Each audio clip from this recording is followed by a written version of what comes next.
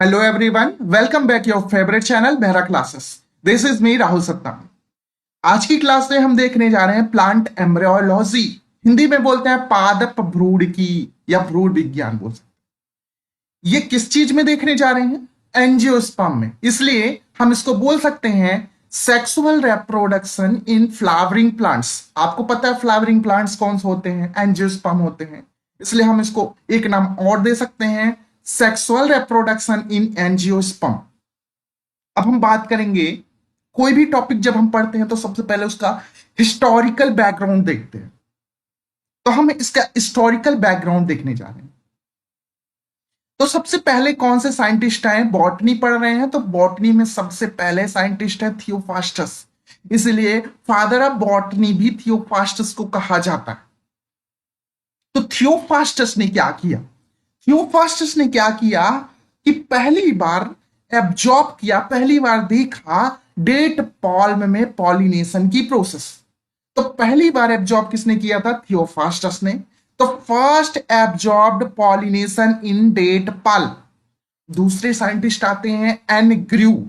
एनग्रू ने क्या किया? इन्होंने कंफर्म कर दिया कि फ्लावर में टोटल 4 पार्ट होते हैं। कैलिक्स होता है, कारोला होता है, एंड्रूसियम होता है, गाइनोसियम होता है। तो इन्होंने कंफर्म कर दिया कि जो एंड्रूसियम की जो यूनिट होती है जिसको स्टैमन्स बोलते हैं, वो स्टैमन्स जो होते हैं मेल रिप्रोडक्टिव पार्ट होता है। इन्होंने पहली बार कंफर्म किया, किसने? एनग्रू नामक साइंटिस्ट ने। इन्होंने क्या किया था? इसको लिख लेते हैं। इन्होंने पहली बार कंफर्म किया, ही confirmed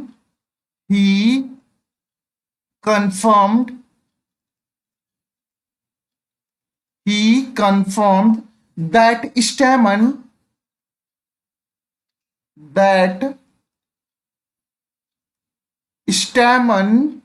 is a male reproductive part, is a male reproductive part। यहीं पास लिख सकते हैं reproductive part। तो एनग्रू ने यही काम किया। तीसरे साइंटिस्ट आते हैं कैमरेरियस, ठीक है। और कैमरेरियस ने क्या किया? इन्होंने बताया कि प्लांट में सेक्सुअल रिप्रोडक्शन पाया जाता है। तो अगले साइंटिस्ट कौन थे? थर्ड नंबर साइंटिस्ट थे कैमरेरियस।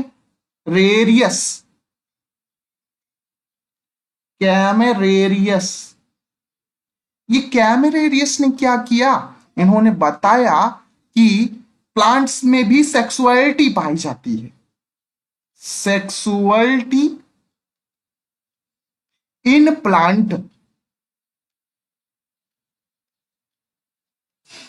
प्लांट्स, ठीक है। अब अगले साइंटिस्ट आते हैं जिनका नाम था कार्ल राउटर। कार्ल राउटर ने क्या किया?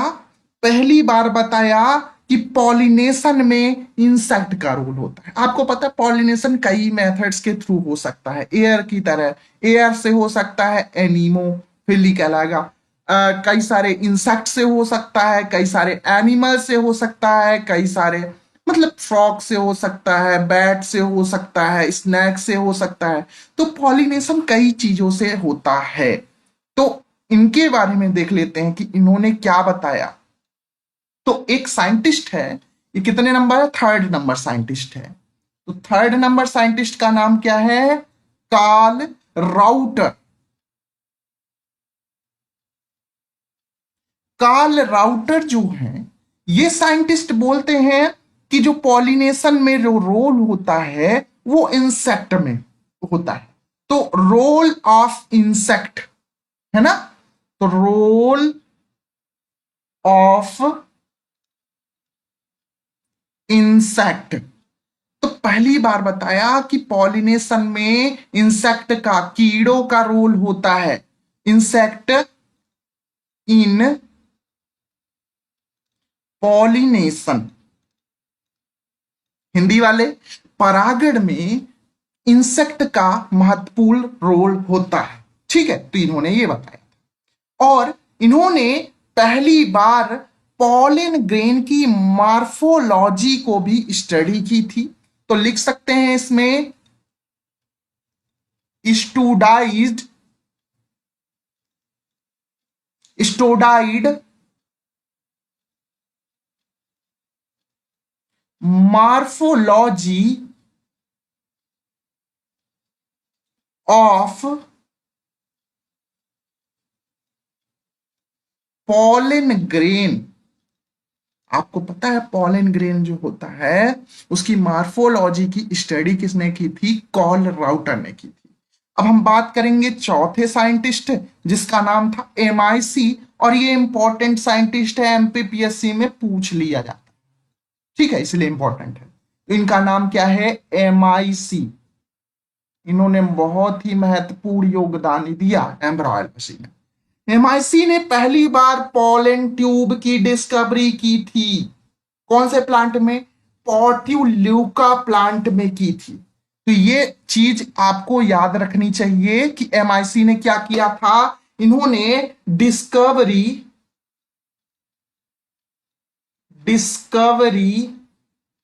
ऑफ पॉलन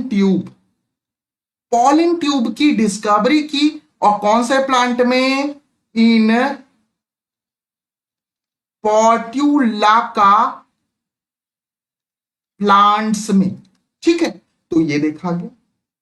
अब देखिए पहली बार, देखिए इसके पहले एंजियोस्पर्म से पहले कौन था? जिम्नोस्पर्म था, है ना। तो जिम्नोस्पर्म में ही पॉलन ट्यूब का एवोल्यूशन हो चुका है। तो ये बात याद रखने वाली बात। तो evolution of pollen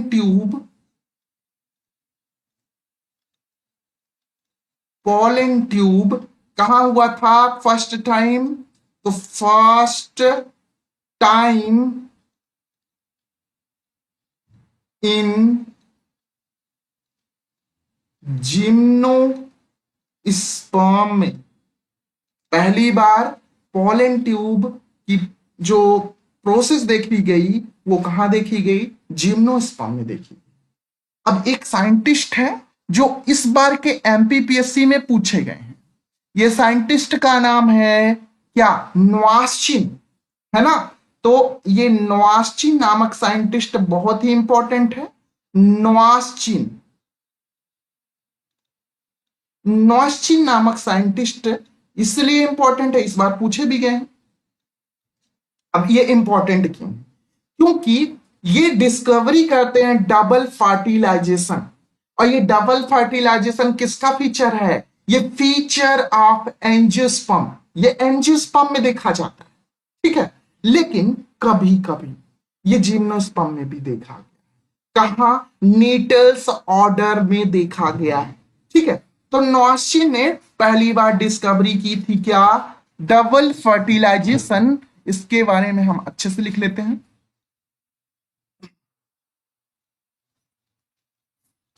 discovery of double fertilisation,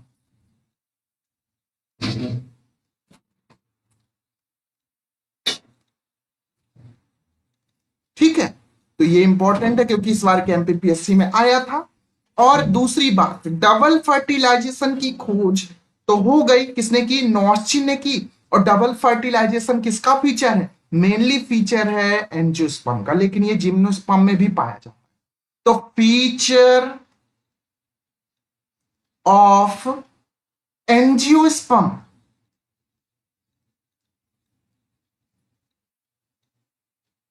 ठीक है।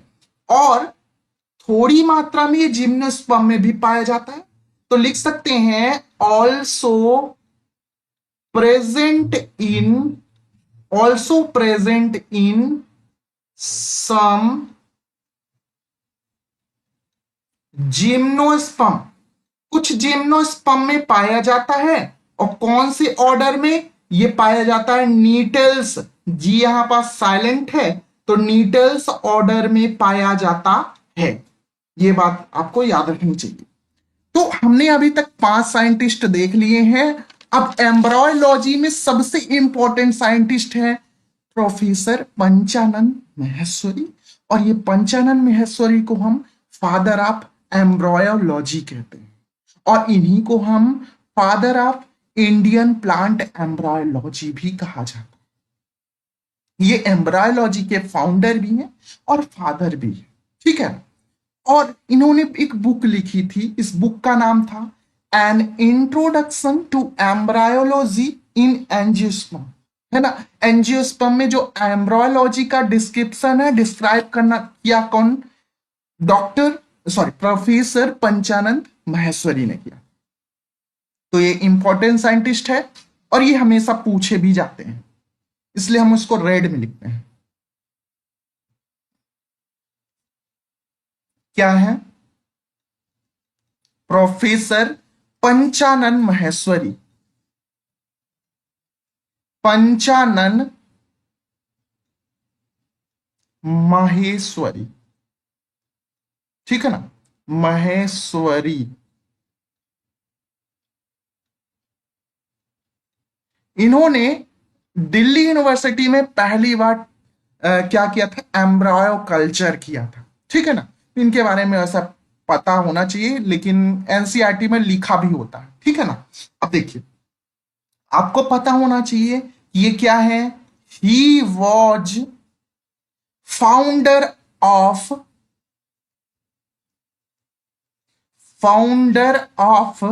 प्लांट एम्ब्रायोलॉजी, प्लांट एम्ब्रायोलॉजी, ठीक है। दूसरी बात, इन्हीं को हम बोल सकते हैं father of plant Indian embryology, ठीक है। तो ये क्या है? Father of Indian plant embryology, plant embryology इनको कहा जाता है, ठीक है। तो ये बातें हैं। अब इनकी बुक पूछ ली जाती है कि ये बुक कौन से लिखे थे, तो इनकी बुक लिख लेते हैं, बहुत पूछी जाती है। बुक का नाम है an introduction, an introduction to embryology,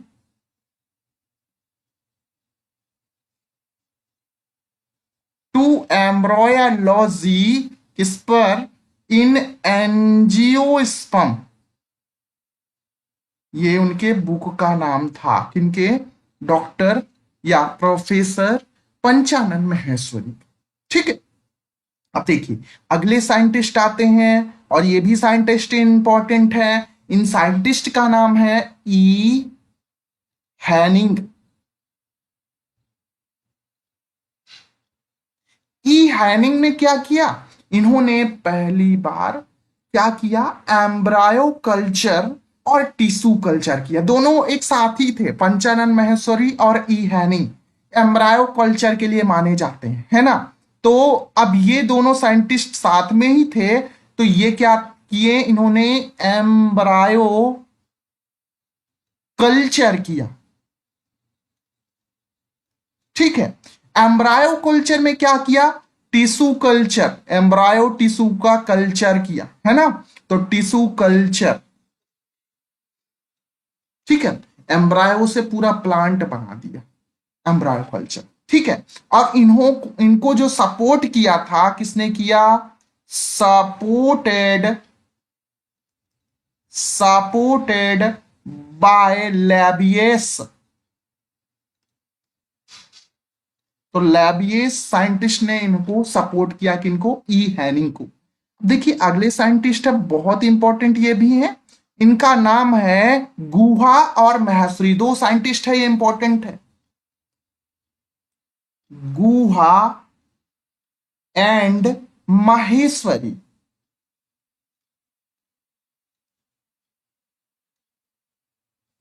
तो गुहा और माहेश्वरी ने क्या किया? इन्होंने क्या किया? Anther culture. और आपको पता है कि एंथर जो होता है या स्टैमन जो होता है या पॉलन जो होता है, वो मेल रिप्रोडक्टिव पार्ट होता है। तो जब एंथर कल्चर किया जाएगा तो पूरे के पूरे जो प्लांट बनेंगे वो मेल ही बनेंगे, इट मीन्स ये जो प्लांट होंगे एंड्रोजेलिक प्लांट होंगे। आपको पता है एंथर के अंदर जो पॉलन ग्रेन पाए जाते हैं वो हैप्लॉइड होते हैं। हैप्लॉइड है तो हैप्लॉइड से हैप्लॉइड ही प्राप्त किया जाएगा। तो यहाँ जो प्लांट प्राप्त किए जाएंगे हैप्लॉइड प्लांट प्राप्त किए जाएंगे। तो ये चीजें आपको पता होनी चाहिए। तो अब देखिए इसमें क्या हुआ, इन्होंने क्या किया, गुहा और महेश्वरी ने एंथर कल्चर किया। एंथर कल्चर को हम बोल सकते हैं पॉलन कल्चर, है ना, क्योंकि इसमें पॉलन ग्रेन पाए जाते हैं। तो पॉलन कल्चर भी बोल सकते हैं ऑफ धतूरा। कौन से प्लांट की बात कर रहे हैं, धतूरा प्लांट की बात कर रहे हैं, ठीक है। और जब कल्चर किया तो देखा कि जो भी प्लांट प्राप्त हो रहे हैं वो मेल मेल है, क्योंकि आप मेल रिप्रोडक्टिव पार्ट का जब कल्चर करेंगे तो मेल प्लांट मिलेंगे ना। तो ऑब्टेन किया, obtained androgenic plant, androgenic plant. और ये प्लांट कैसे थे, हैप्लोइड प्लांट से। तो ये बात आपको ध्यान रखने वाली बात।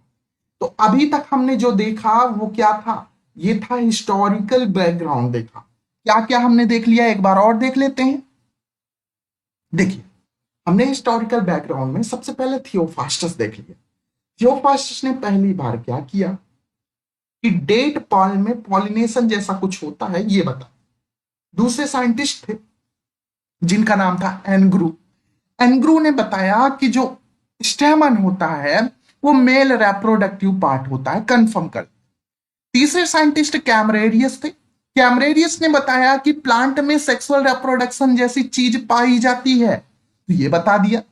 अब देखिए अगले साइंटिस्ट जिनका नाम था कार्ल राउटर, इन्होंने बताया कि पॉलिनेशन परागण की विधि में इंसेक्ट की महत्वपूर्ण योगदान होता है, role of insect in pollination, ये बता दिया।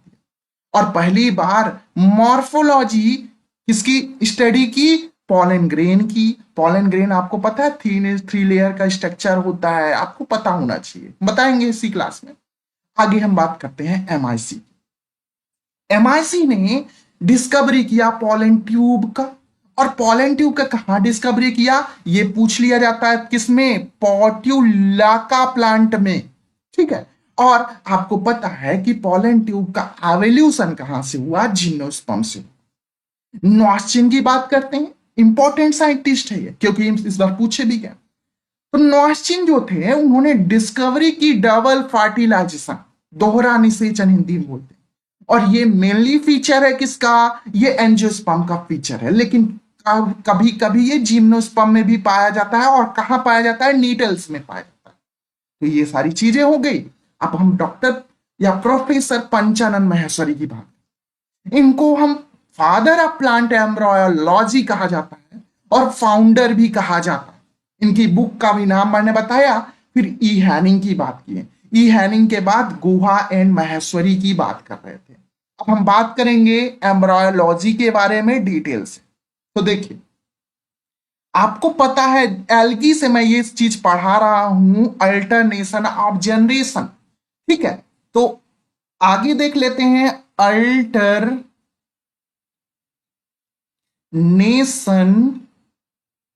ऑफ जेनरेशन, ठीक है। तो इसके बारे में जानते हैं, लाइफ साइकिल के बारे में। तो एंजियोस्पर्म की जो लाइफ साइकिल होती है मेनली जो होता है डिप्लो हैप्लॉन्टिक टाइप की होती है ना, डिप्लो हैप्लॉन्टिक टाइप की लाइफ साइकिल होती है। इसमें डिप्लॉयड स्टेज कौन हो सकता है, देखिए आपको पता है डिप्लॉयड कौन होगा, बताइए खुद बताइए। तो डिप्लॉयड स्टेज जो होगा उसको हम बोलेंगे स्पोरोफाइट।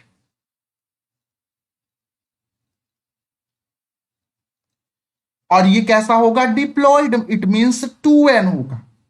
डिप्लॉयड स्टेज इसमें ज्यादा पाई जाएगी, हैप्लॉयड कम पाई जाती। दूसरा हैप्लॉयड कौन हो सकता है, हैप्लॉइड कौन हो सकता है बताइए? तो हैप्लॉइड हो सकता है गैमीटोफाइट। और आपको पता है कि गैमीटोफाइट कैसा होगा? एन होगा, हैप्लॉइड होगा। अभी देखिए, जब मैं एल्गी से पढ़ा रहा था आपको, तो मैंने एक चीज बताया था कि एल्गी के बाद क्या आता है। मैंने बताया था, एल्गी हमने पढ़ाया, फिर उसके बाद ब्रायोफाइट पढ़ाया, ब्रायोफाइट के बाद टेरिडोफाइट पढ़ाया, टेरिडोफाइट के बाद क्या पढ़ाया? आपको पता है, जिम्नोस्पर्म, और जिम्नोस्पर्म के बाद ये एंजियोस्पर्म। तो एल्गी से जैसे जैसे इवोल्यूशन होता गया, किसमें? एंजियोस्पर्म में।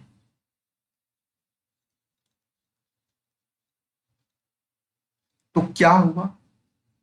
तो देखिए, जो गैमेटोफाइट कंडीशन है, एल्गी से जब हम एंजियोस्पर्म की तरफ जाते हैं तो गैमेटोफाइट कंडीशन या गैमेटोफिटिक पोजीशन कम होते जाती है, जबकि स्पोरोफिटिक पोजीशन क्या होती जाती है? बढ़ती जाती है, इंक्रीज होती जाती है।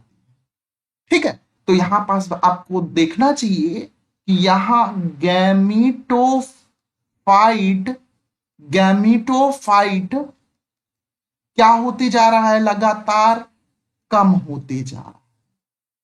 अगर मैं यहां से क्वेश्चन निकालूं कि सबसे वेल डेवलप्ड गैमेटोफाइट किसका होगा, एल्गी का होगा कि एंजियोस्पर्म का होगा? तो स्वाभाविक सी बात है कि सब शुरू में एल्गी में गैमेटोफाइट ज्यादा है, गैमेटोहैप्लॉइड कंडीशन ज्यादा थी। वहां पास डिप्लॉयड कंडीशन सिर्फ जायगोट भर में दिखी थी, एक जगह पर। लेकिन एंजियोस्पर्म में रिड्यूस गैमेटोफाइट, रिड्यूस का मतलब सबसे कम गैमेटोफाइट कंडीशन देखी गई है। अब हम बात करेंगे स्पोरोफाइट की। स्पोरोफाइट की कंडीशन हम बात करते हैं, स्पोरोफाइट। तो जैसे जैसे एल्गी से इधर की तरफ बढ़ते हैं एंजियोस्पर्म की तरफ, तो स्पोरोफाइट कंडीशन डेवलप होते जाती है। अगर मैं क्वेश्चन पूछूं कि सबसे ज्यादा अच्छा या वेल डेवलप्ड स्पोरोफाइट किस में पाया गया, तो किस में पाया जाएगा? एंजियोस्पर्म में। लेकिन सबसे ज्यादा रेड्यूस स्पोरोफाइट किस में है? तो एल्गी में देखा गया है। ये चीज आपको पता होनी चाहिए। ठीक है, तो अब हम बात करेंगे टाइप्स ऑफ सेक्सुअल रिप्रोडक्शन। ठीक है, तो टाइप्स ऑफ रिप्रोडक्शन की बात करते हैं, तो यहां पर जो सेक्सुअल रिप्रोडक्शन होता है वो कैसे होगा? पोलन ट्यूब के जरिए होगा। और पोलन ट्यूब कैसा है?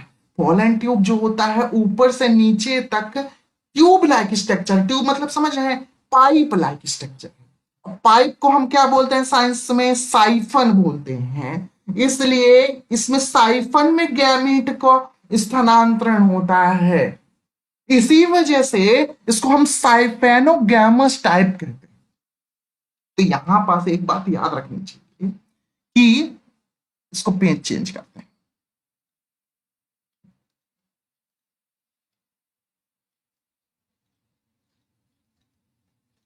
Types of reproduction.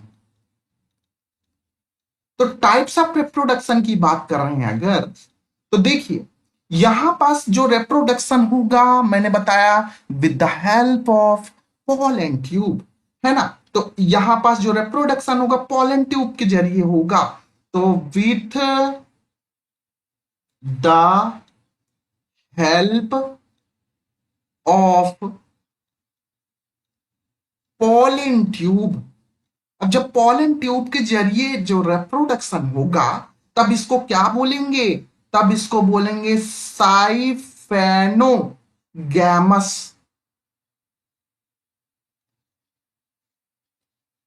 टाइप। तो मोस्ट इंपॉर्टेंट है ये बात। साइफेनोगैमस टाइप का यहां पास क्या होता है? यहां पास साइफेनोगैमस टाइप का रिप्रोडक्शन होता है, वो भी कौन सा? सेक्सुअल। ठीक है, अब हम बात करेंगे पॉलिनेशन के बारे में। तो पॉलिनेशन यहाँ पास कई चीजों से हो सकता है, तो यहाँ वेरिएशन देखे गए हैं, जिसको हम ग्रेट वेरिएशन कहते हैं, अलग अलग चीजों से होता है। तो अब हम बात करेंगे पॉलिनेशन के, वैसे इसको सब डिटेल हम पढ़ेंगे, लेकिन अभी हम इंट्रोडक्शन वाली क्लास में हैं, तो पॉलिनेशन की बात करते हैं। पॉलिनेशन जो है, ये जो पॉलिनेशन है, यहां ग्रेट वेरिएशन देखा गया है। ग्रेट वेरिएशन देखा गया, ग्रेट वेरिएशन देखा गया। अब ग्रेट वेरिएशंस देखे जब गए, तो देखिए आपको पता है जो पॉलिनेशन होता है वो कई चीजों से हो सकता है। सपोज करिए अगर एयर से हो रहा है तो कौन सा होगा? एनीमोफिली होगा, एनीमोफिली होगा। ठीक है, अगर पॉलिनेशन बाया एयर के थ्रू हो रहा है तो एनिमोफिली कहेंगे, जबकि अगर वाटर के थ्रू हुआ तो उसको हम बोलेंगे हाइड्रोफिली, जबकि एनिमल के थ्रू हुआ तो उसको बोलेंगे जूफिली। अब एनिमल के थ्रू हो सकता है, बैट के थ्रू हो सकता है, और कुछ बर्ड्स के थ्रू हो सकता है, कुछ स्नैक्स के थ्रू हो सकता है, इंसेक्ट के थ्रू हो सकता है, तो ये जूफिली के अंतर्गत आए।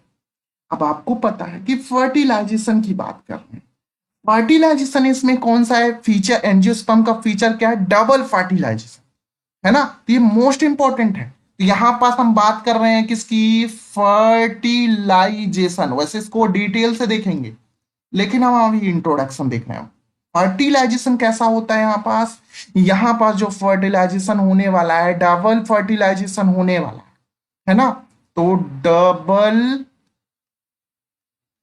फर्टिलाइजेशन होने वाला है। हिंदी वाले दोहरा निषेचन बोलते हैं इसको। अब आपको पता है डबल फर्टिलाइजेशन में होता क्या? यहां पास दो प्रकार के मेल गैमीट होते हैं, तो इसको हम डिटेल से देखते हैं अगले पेज में। तो फर्टिलाइजेशन यहां पास कैसा होगा? Double fertilisation. हिंदी वाले इसको क्या बोलते हैं? दोहरा निषेचन। अब ये दोहरा निषेचन दो प्रकार के मेल गैमेट होते हैं यहां पास। पहला जो एक मेल गैमेट कैसा होगा? वन मेल गैमीट, जो कैसा होगा? हैप्लॉइड। और अच्छा, पहला जो मेल गैमेट है वो किससे जाके फ्यूज होगा? ये फ्यूज होगा फीमेल गैमेट से। तो वन फीमेल गैमेट से ये भी कैसा है? हैप्लॉइड है। और दोनों जब फ्यूज होते हैं तो बनता क्या है? जायगोट बनता है। और ये जायगोट कैसा होगा? डिप्लॉइड। अब दूसरा वाला, एक तो मेल गैमेट इसमें हो गया, दूसरा जो मेल गैमेट है, एक मिनट इसको थोड़ा सा, एक मेल गैमेट यहां यूज हो गया और दूसरा मेल गैमेट इधर यूज होगा। तो दूसरे मेल गैमेट की बात करते हैं, तो वन मेल गैमेट ये भी कैसा होगा? हैप्लॉइड होगा। और ये किससे फ्यूज करेगा? फीमेल से नहीं फ्यूज करेगा, ये सेंट्रल सेल से फ्यूज करेगा। ठीक है ना? सेंट्रल सेल से फ्यूज करेगा। और सेंट्रल सेल में क्या होता है? एन प्लस एन कंडीशन होती है ना? तो अब देखिए एन एन एन टोटल मिला के कितने एन? 3n हो गया। और ये बन जाता है 3n ट्रिप्लॉइड, जो कहलाता है, ये क्या है? Primary endosperm. ये कैसा होता है? 3n। अब देखिए ये हो रहा है इसके बाद फर्टिलाइजेशन, ये हो चुका है, जायगोट बन चुका है, तब हो रहा है ये। तो ये कंडीशन कब हो रही है? आफ्टर फर्टिलाइजेशन हो रही है ना? तो ये कंडीशन कब हो रही है? After fertilisation. फर्टिलाइजेशन के बाद हो रही है। और कैसी कंडीशन बन रही है? ट्रिप्लॉइड कंडीशन बन रही है। This is called as triple fusion. ठीक है, तो इसको हम क्या बोलेंगे? इस चीज को ही हम बोलेंगे this is called as triple fusion. तो पूछ लिया था ट्रिपल फ्यूजन कहां होता है, तो कहां होता है? एंजियोस्पर्म होता है और डबल फर्टिलाइजेशन के थ्रू। तो यहाँ पास देखिए एन था और यहाँ पास देखिए एक एन और फिर एन, ये मिल करके क्या बना दिए, ट्रिपल एन। इसी वजह से इसको बोला जाता है ट्रिपल फ्यूजन, है ना। लेकिन यही एंजियोस्पर्म तो आफ्टर फर्टिलाइजेशन हो रहा, लेकिन जिम्नोस्पर्म जब मैंने पढ़ाया तो जिम्नोस्पर्म में हमने ये देखा कि ये चीज जो हो तो रही है लेकिन बिफोर फर्टिलाइजेशन हो रही है ना। और यहां पर जो एंडोस्पर्म बन रहा है ट्रिप्लॉइड बन रहा है, लेकिन जिम्नोस्पर्म में एंडोस्पर्म ट्रिप्लॉइड नहीं बनता, वहां पास बनता है हैप्लॉइड, है ना। तो दोनों में फर्क है, जिम्नोस्पर्म का एंडोस्पर्म हैप्लॉइड होगा जबकि एंजियोस्पर्म का एंडोस्पर्म ट्रिप्लॉइड होगा। तो ये ऐसा क्वेश्चन बना के पूछ सकता है क्योंकि ये कंफ्यूजिंग है। एक चीज हो रहा है बिफोर फर्टिलाइजेशन और एक चीज हो रहा है आफ्टर फर्टिलाइजेशन, ऐसा हो रहा है ना। और ये चीज हो रहा है जिम्नोस्पर्म के अंदर मेगास्पोर के जर्मिनेशन के बाद। तो ये चीजें देख लेते हैं। तो अब हम बात करते हैं जिम्नोस्पर्म में ऐसा कहां हो रहा है। तो इन जिम्नोस्पर्म,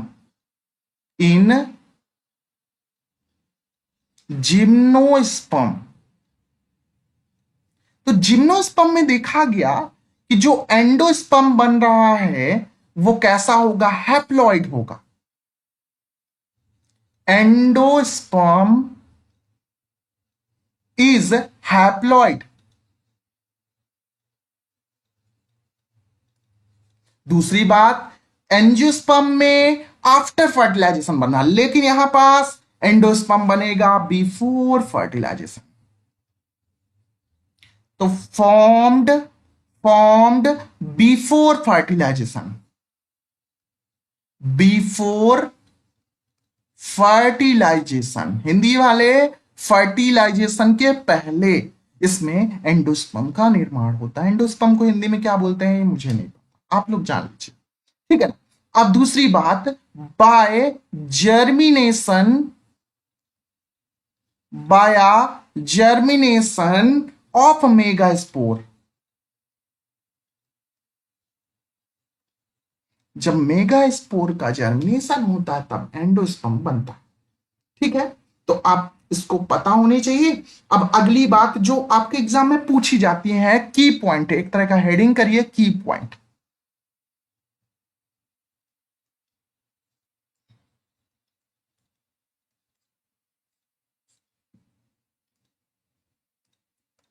पूछ लिया जाता है कि एंजियोस्पर्म के जो लाइफ साइकिल है उसमें फर्स्ट सेल ऑफ स्पोरोफाइट कौन है। तो फर्स्ट सेल स्पोरोफाइट तब बनेगी जब फ्यूजन होगा। फ्यूजन कब होगा, मेल और फीमेल गैमेट जब फ्यूज करेंगे तभी तो डिप्लॉइड बनेगा। हैप्लॉइड हैप्लॉइड जब फ्यूज करेंगे तो डिप्लॉइड बनेगा, और डिप्लॉइड को ही स्पोरोफाइट कहते हैं। तो फर्स्ट सेल ऑफ स्पोरोफाइट कौन है, जायगोट है ना। तो यहां पास हम लिख सकते हैं फर्स्ट सेल ऑफ स्पोरोफाइट कौन है, जाइगोट है। डिप्लॉइड कौन है, जाइगोट है। तो ये नोट करने वाली बात थी, इसलिए आप लोग नोट करिएगा। दूसरी बात, last cell of sporophyte in male कौन है, मेल में लास्ट सेल ऑफ स्पोरोफाइट कौन है, तो माइक्रोस्पोर मदर सेल, जिसको हम पॉलन मदर सेल भी बोलते हैं। तो ये क्या है, last cell of sporophyte in male. Male में अगर देखा गया तो लास्ट सेल ऑफ स्पोरोफाइट कौन है, तो इसको हम बोल रहे हैं माइक्रो स्पोर मदर सेल। क्योंकि ये पॉलन से निकलती है तो ये पॉलन मदर सेल कहलाती है। पॉलन मदर सेल बोलते हैं, ठीक है। अब अगर पूछा जाए last cell of sporophyte in female, तो क्या है? Megaspore mother cell. तो ये कैसा है? ये डिप्लॉइड है। ठीक है। तो अगर थर्ड कंडीशन में ये पूछ लिया गया कि last cell of sporophyte, sporophyte यहां पास गलत लिख दिया मैंने क्या? ये यहां पास थोड़ा सा गलत, ये वाला हटा लीजिएगा, स्पोरोफाइट। ठीक है। Last cell of sporophyte in female, female में कौन सा है? ये है megaspore, megaspore mother cell. ठीक है। तो ये कैसा होगा? ये भी कैसी होगी? डिप्लॉइड। तो यहां पास हमने की पॉइंट में देखा कि स्पोरोफाइट कंडीशन क्या है। अब हम बात कर लेते हैं गैमेटोफाइट की कंडीशन। तो देखिए, आपको पता है कि जो पॉलन मदर सेल है या माइक्रोस्पोर मदर सेल है, वही अगर उसी में मियोसिस हो जाता है तो ये हैप्लॉइड बन जाएगा। तो अगर आपसे पूछा जाए फोर्थ नंबर कंडीशन क्या है कि फर्स्ट, वैसे इसको डिटेल में सब जानेंगे लेकिन आपको ये लिखा होना चाहिए नोटबुक में। तो first cell of gametophyte,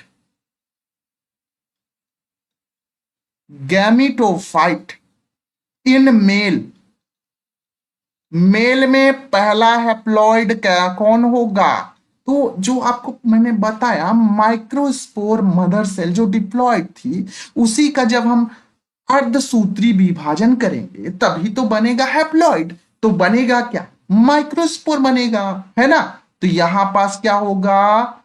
microspore बन चुका है। माइक्रोस्पोर को हम एक बात और बोल सकते हैं, क्या बोलते हैं? पॉलन ग्रेन बोल सकते हैं। अच्छा, दोनों में फर्क क्या होता है? पॉलन ग्रेन और माइक्रोस्पोर दोनों एक ही है, लेकिन यदि जब एंथर, आपको पता है एंथर के अंदर, जब घर के अंदर जब हो मेल वाला स्पोर, तो उसको माइक्रोस्पोर बोलते हैं। मतलब एंथर के जब अंदर हो, जब उसकी सुरक्षा वाली कंडीशन हो, तो माइक्रोस्पोर कहेंगे। लेकिन जैसे ही एंथर रैप्चर हुआ, एंथर डेhiscence हुआ, जैसे ही एंथर फट गया तो वो माइक्रोस्पोर बाहर निकल जाता है, तब उसी को हम बोलने लगते हैं पॉलन ग्रेन। दोनों ही एप्लॉइड होते हैं। आगे की बात करते हैं। फिफ्थ नंबर कंडीशन में क्या है कि first cell of gametophyte in female, gametophyte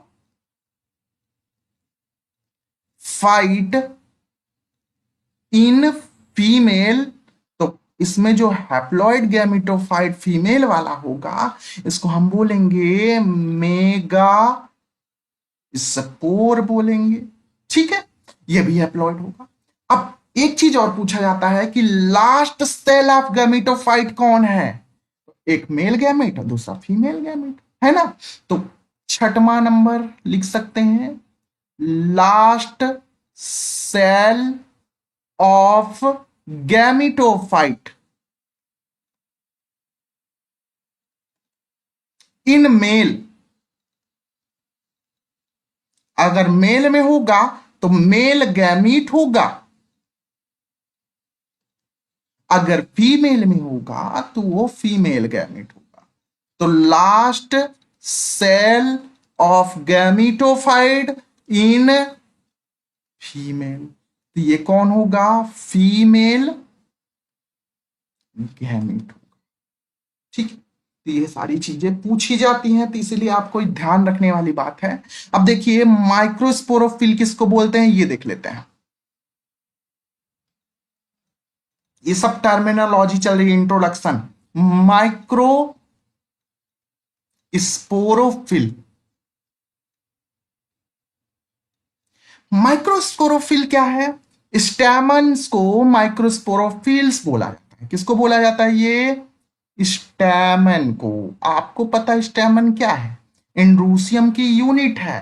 है ना, तो इकाई है। तो अगर स्टेमन का ग्रुप बना दिया जाए, ग्रुप समूह बना दिया जाए, तो वही कहलाने लगता है क्या, एंड्रूसियम कहलाने लगता है ना। तो एंड्रूसियम यही है ना। तो एंड्रूसियम की यूनिट जो है स्टेमन है। इतनी बात याद रखने वाली बात है ना। स्टेमन जो है ना कैसे दिखता है वो पता ही है, मार्फोलॉजी में मैंने अच्छे से पढ़ाया है। एक बार आप लोग फिर से देख लीजिए थोड़ा सा। देखिए, दिस इज एंथर, एंथर से जुड़ा होता है, फिलामेंट जहां से जुड़ा होता है, कनेक्टिव बोलते हैं, कनेक्टिव बोलते हैं। अब हम बात माइक्रोस्पोरोफिल की बात हो चुकी है, तो हम मेगा स्पोरोफिल की बात करते हैं। मेगा मतलब बड़ा, माइक्रो मतलब छोटा, है ना। तो माइक छोटे लोग होते हैं जो, वो मेल लोग होते हैं बेचारे, और मेगा जो होता है बड़ा, फीमेल। तो मेगा स्पोरोफिल, मेगास्पोरोफिल जो है ये फीमेल के लिए बात किया जा रहा है। और जो फीमेल है ना उसको हम कार्पल बोलते हैं या पिस्टिल बोलते हैं। क्या बोलते हैं, पिस्टिल बोलते हैं, या इसी चीज को हम क्या बोलते हैं, कार्पेल बोलते हैं। ठीक है। अब आपको पता है कि कार्पेल के ग्रुप को हम क्या बोलते हैं, कार्पेल के ग्रुप को हम गाइनोसियम बोलते हैं, गाइनोसियम बोलते हैं। और गाइनोसियम की यूनिट क्या है, गाइनोसियम की यूनिट होती है क्या, कार्पल। एंडोसियम की यूनिट क्या होती है, स्टेमन्स होती है। कैसे दिखता है ये कार्पल, देखिए पिस्टल कैसे दिखता है, देख लीजिए अच्छे से देखिएगा। ये देखिए, ये होता है ये स्टिग्मा, सुराही जैसे दिखता है। ये होता है स्टाइल, ये होता है ओवरी, स्वैलन पार्ट। अब हम बात करेंगे माइक्रोस्पोरेंजिया और मेगास्पोरेंजिया। ये सब इंट्रोडक्शन में देख लेते हैं, पहले से आपको पता होना चाहिए, पूछ लिया जाता। तो हम बात कर रहे हैं माइक्रोस्पोरेंजिया, माइक्रोस्पोरेंजिया। अच्छा, ये क्या होता है माइक्रोस्पोरेंजिया, माइक्रोस्पोरेंजिया पॉलन सैक को बोलते हैं, जहां पॉलन ग्रेन रहता है। एंथर के अंदर ऐसा गोल वाला पार्ट, पॉलन ग्रेन जहां रहता है, उसको हम क्या बोलते हैं, उसी को हम बोलते हैं माइक्रोस्पोरेंजिया। इसको हम क्या बोलेंगे, पॉलन सैक बोलेंगे। ठीक है। अब दूसरी बात करते हैं हम मेगास्पोरेंजिया की। मेगा स्पोरेंजिया, मेगा स्पोरेंजिया की अगर बात कर रहे हैं, तो आपको पता है जहां मेगा स्पोर रहता हो, मेगा स्पोर कहां रहता है, ओव्यूल, है ना। मेगा स्पोर के अंदर क्या रहता है, ओव्यूल, ठीक है ना। तो ये जो ओव्यूल है, ये क्या है, मेगा स्पोरेंजिया, ये क्या है, ओव्यूल है, ओव्यूल है, ठीक है ना। और ओव्यूल जो है most common, most common ovule, most common ovule जो है, एंजियोस्पर्म की बात कर रहा हूं। कौन सा है ओव्यूल, बाइटैगमिक एनाट्रोपस, बाइटैगमिक एनाट्रोपस। जबकि अगर हम जिम्नोस्पर्म की बात करते हैं, तो वहां यूनिटैगमिक ऑर्थोट्रोपस मोस्ट कॉमन है। ये भी पूछ लिया जाता है, इसलिए इंपॉर्टेंट है ये चीजें, तो आपको याद होना चाहिए। इस बार की क्वेश्चन में पूछ लिया गया था एम्ब्रियोसैक, मोस्ट इंपॉर्टेंट, पूछ लिया गया था, दिखाऊंगा मैं इसका क्वेश्चन। तो एम्ब्रियोसैक क्या होता है,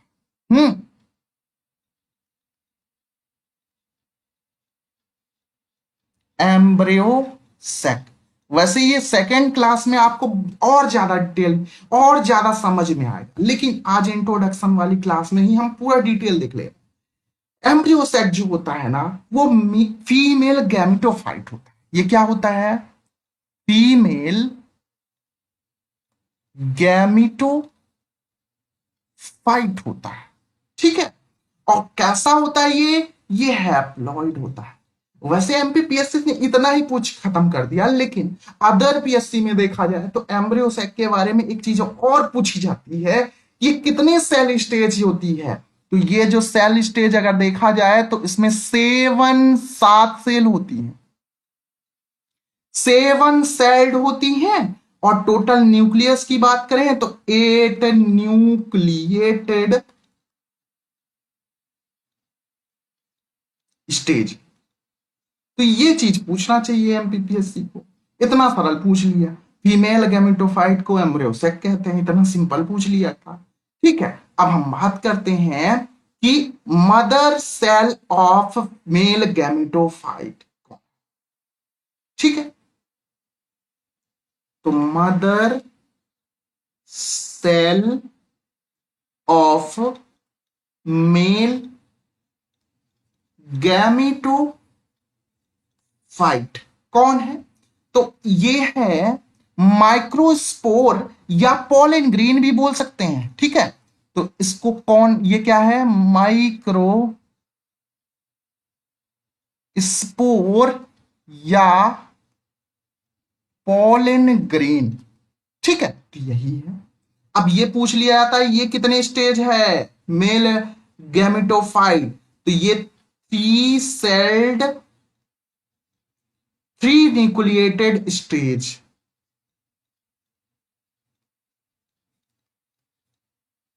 होती है। ये चीज याद रखने वाली बात है, तो आपको याद रखना चाहिए। वैसे आपको बहुत अच्छे से समझ में आने वाला है आगे। अब हम बात करेंगे mother cell of female gametophyte कौन है। तो आपको पता है मेगास्पोर। तो अगली बात करते हैं mother cell of female gametophyte कौन है? ये है मेगा स्पोर। ठीक है, अब बात करेंगे mother cell of pollen tube, है ना। तो यहां से हम थोड़ा सा और डिटेल देखने जा रहे हैं। Mother cell of pollen tube. Mother cell of pollen tube किसको बोलते हैं? ट्यूब सेल को बोलते हैं, ट्यूब सेल्स को बोलते हैं। और ये ट्यूब सेल्स कहां से बनती हैं? पॉलन ग्रेन के अंदर लेयर्स होती हैं, एक बाहर वाली एक्साइन, अंदर वाली एंटाइन। एक्साइन के अंदर भी 2 लेयर होती है, लेकिन उसको अभी नहीं बताऊंगा, वो सेकंड क्लास। तो ट्यूब सेल जो होती है ना, ये पॉलन ग्रेन, देखिए पॉलन ग्रेन का एक्सटेंशन है, कौन से लेयर का? इंटाइन का एक्सटेंशन है। तो ये ट्यूब सेल किसका एक्सटेंशन है, ये पूछा जाता है। तो extension extension of intine, intine layer है of pollen grain. Pollen grain में इंटाइन एक लेयर है, उसी का ये एक्सटेंशन है, क्या? ट्यूब सेल या पॉलन ट्यूब की बात। अब हम आगे बात कर रहे हैं, अगला पॉइंट है mother cell of male gamete कौन है? Mother cell of male gamete तो कौन है? ये है जेनरेटिव सेल, जेनरेटिव सेल। अभी यहां पास ये सिंगल लाइन वाला है, इसलिए आपको अच्छे समझ में नहीं आया होगा। जेनरेटिव सेल के अंदर हम देखते हैं 2 मेल गैमीट बनते हैं, है ना। तो 1 generative cell equals to 2 male gamete. अब ये कैसे बना, ये आगे समझ में आने वाला है वैसे। ठीक है, अब हम बात करेंगे मदर सेल ऑफ एंडोस्पर्म कौन है। एंडोस्पर्म कौन बनाता है, उसका मदर कौन है? तो मदर सेल ऑफ एंडोस्पर्म तो कौन है? ये है सेंट्रल सेल। सेंट्रल सेल से ही तो फ्यूज होता है, तभी तो डबल फर्टिलाइजेशन। सेंट्रल सेल है। और सेंट्रल सेल में क्या होता है, कंडीशन N+N, 2N का कंडीशन होती है। तो हम बात कर रहे हैं एम्ब्रायोलॉजी ऑफ एंजियोस्पर्म।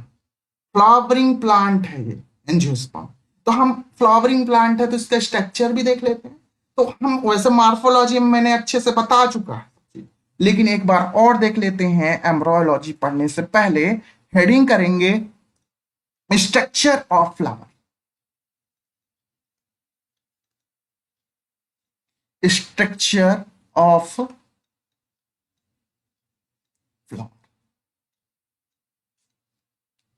फ्लावर का स्ट्रक्चर देखें तो आपको पता है फ्लावर किस में लगा होता है। फ्लावर लगा होता है एक डंठल से। ऐसे फ्लावर कभी तोड़ के लेके आते तो ये डंठल दिखता है। ये डंठल को हम क्या बोलते हैं, पैडी सेल बोलते हैं। और जहां से फ्लावर लगा होता है उसको हम रिसेप्टिकल बोलते हैं। अब ये रिसेप्टिकल्स में हम देख रहे हैं कि बाहर की तरफ छोटी छोटी पंखुड़ियां निकली हुई हैं, ऐसे मना भी लीजिए आप लोग, ऐसे। ये पहली जो पंखुड़ी है जो प्रोटेक्टिव है, और ये प्रोटेक्टिव लेयर क्या कहलाती है, प्रोटेक्टिव वॉल क्या कहलाता है, कैलिक्स कहलाता है। अब हम बात करेंगे दूसरी वॉल की। दूसरा वॉल जो होता है वो कलरफुल होता है। कलरफुल क्यों होता है, आपको पता है, अट्रैक्शन के लिए। अट्रैक्शन किसको अट्रैक्ट करता है, कीटों को, जो पॉलिनेशन कर रहे हैं उनको अट्रैक्ट करने के लिए। तो ये कलरफुल कौन होता है, करोला होता है। और करोला के बाद आपको पता है थर्ड वर्ल आता है। इस थर्ड वर्ल को हम बोलते हैं एंड्रोसियम या स्टेमन्स बोल देते हैं यूनिट। ये है स्टेमन्स। और सबसे ज्यादा प्रोटेक्टिव जो होनी भी चाहिए, सबसे ज्यादा प्रोटेक्टिव कौन है, सबसे ज्यादा प्रोटेक्टिव है गाइनोसियम। और ये गाइनोसियम, ये स्टिग्मा है, ये स्वेलन पार्ट ओवरी, ऐसे। तो सिंपल सा मैंने बनाया। ये स्टॉल्क जो है, ये स्टॉल्क, इसको ये, ठीक है ना, स्टॉल्क ये के है ना, ये स्टॉल्क जिसको हिंदी में डंठल बोलते हैं, इसको क्या बोलते हैं, पैडी सेल बोलते हैं। ठीक है, ये क्या है, ये रिसेप्टिकल्स है। ठीक, ये वाला क्या है, ये है कैलिक्स। और कैलिक्स की यूनिट क्या होती है, आपको पता है, सैपल्स होती हैं। और सैपल्स किस लिए होते हैं, सैपल्स होते हैं क्योंकि बाहरी लेयर है या बाहरी वर्ल है, तो ये होता है प्रोटेक्शन के लिए, सुरक्षा के लिए होता है। ये वाला पार्ट कलरफुल जो दिख रहा है, इसको हम बोलते हैं करोला। और ये करोला जो होता है कलर, कलर, इसका यूनिट है जो है पेटल्स है। और ये पेटल्स के कलरफुल है तो किसके लिए काम आएगा, अट्रैक्शन के लिए, पॉलिनेटर को अट्रैक्ट करता है। दूसरी बात, ये स्टेमन है। स्टेमन के ग्रुप को क्या बोलते हैं, एंड्रूसियम। क्या बोलते हैं, एंड्रूसियम। और स्टेमन इसकी यूनिट है। और ये स्टेमन किस लिए होता है, मेल रिप्रोडक्टिव पार्ट है। ये वाला पार्ट है जो, इसको हम क्या बोल रहे हैं, गाइनोसियम। क्या बोलेंगे, गाइनोसियम बोलेंगे। और इसकी जो यूनिट है इसको बोलते हैं कार्पल, या इसी को हम बोलते हैं पिस्टिल, दोनों बोल सकते हैं। और ये है पार्ट कौन सा, फीमेल वाला। मैंने सिंपल सा डायग्राम बनाया है, आपको समझ में आना चाहिए।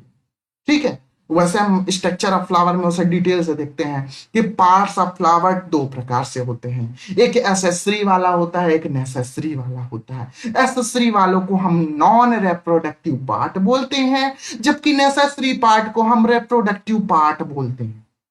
एसेसरी में रिप्रोडक्शन नहीं हो सकता, इसलिए नॉन रिप्रोडक्टिव पार्ट बोलते हैं। इसमें दो वर्ल आते हैं। Outermost whorl is, first layer जो है कैलिक्स की है, और कैलिक्स के लिए किसके लिए है, प्रोटेक्शन के लिए। जबकि सेकेंड वर्ल को हम करोला बोल रहे हैं, और करोला किसके लिए है, अट्रैक्शन के लिए है। दूसरा नेसेसरी वर्ल या नेसेसरी पार्ट या रिप्रोडक्टिव पार्ट की बात करते हैं तो दो है, एक गायनोसियम है, दूसरा एंड्रोसियम है। एंड्रोसियम जो है थर्ड लेयर है या थर्ड वर्ल है, मेल रिप्रोडक्टिव पार्ट है, और दूसरा जो सबसे इनर मोस्ट है वो गायनोसियम है। और गायनोसियम इसलिए है फीमेल रिप्रोडक्टिव पार्ट, है ना।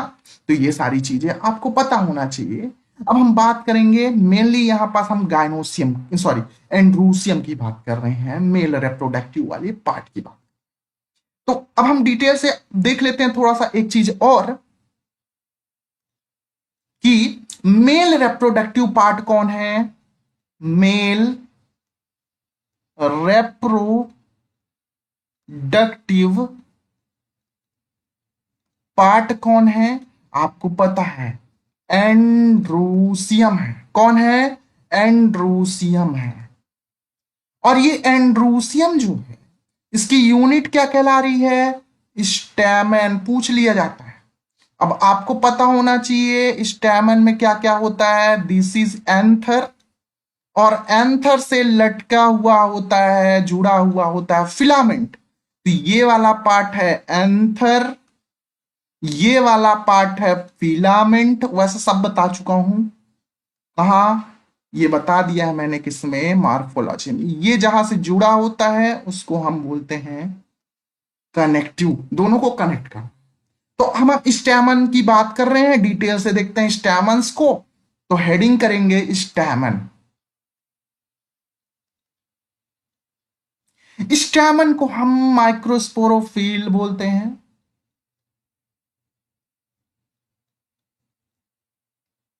पूरे के पूरे स्टैमन को हम माइक्रोस्पोरोफिल बोलते हैं। ठीक है, तो स्टैमन ये हो गया। अब देखिए स्टैमन के अंदर हमने बताया क्या क्या पार्ट पाए जाते हैं। तो पहला पार्ट है एंथर, दूसरा पार्ट है कनेक्टिव, और तीसरा पार्ट है फिलामेंट, है ना। यही तो पार्ट है। वैसे इसके बारे में भी मैंने बता चुका हूं। ठीक है, तो अभी तो हम इसको डिटेल से थोड़ा सा देख लेते हैं। देखिए तीन पार्ट में बटा हुआ है, पहला है एंथर, दूसरा है कनेक्टिव, और तीसरा है क्या, फिलामेंट। तो देखिए एंथर, कनेक्टिव और फिलामेंट। एंथर जो होता है ना ये कई प्रकार से हो सकता है, इसको हम और फर्दर डिवाइड करेंगे। एंथर को हम जैसे पहला देख लेते हैं बाई लोब्ड, या इसी को हम बोलेंगे डाइथिकस। वैसे हम इसको देख चुके हैं तब भी दोबारा बता रहा हूं, डाइथिकस, या इसी को हम बोलेंगे टेट्रास्पोरेंजिएट।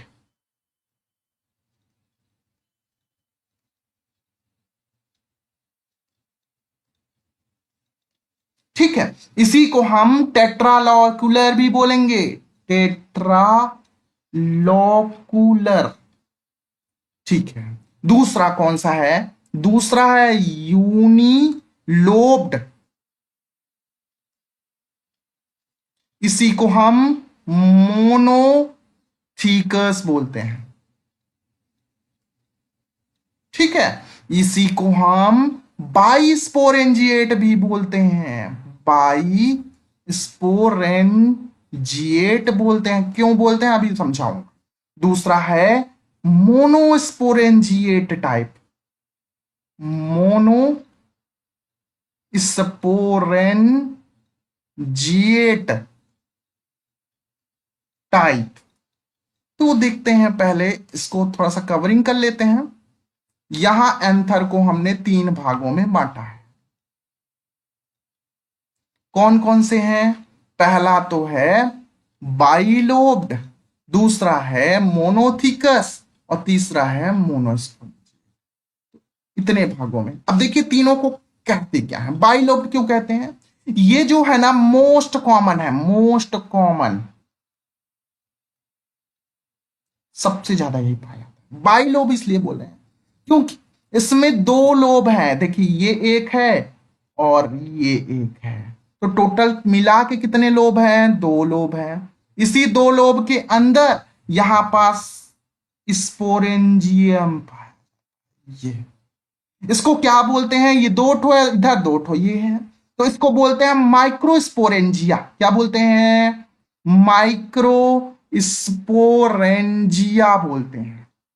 चूंकि ये 4 है इसलिए इसको टेट्रास्पोरेंजिएट बोलते हैं, है ना। और दूसरी बात, इसको माइक्रोस्पोरेंजिएट तो बोलते ही हैं, लेकिन इसको लॉक्यूल्स भी बोलते हैं। क्या बोलते हैं? लॉक्यूल्स बोलते हैं। तो इसको टेट्रालॉकुलर इसलिए क्योंकि 4 लॉक्यूल्स हैं, इसलिए इसको टेट्रालॉकुलर बोल रहे हैं।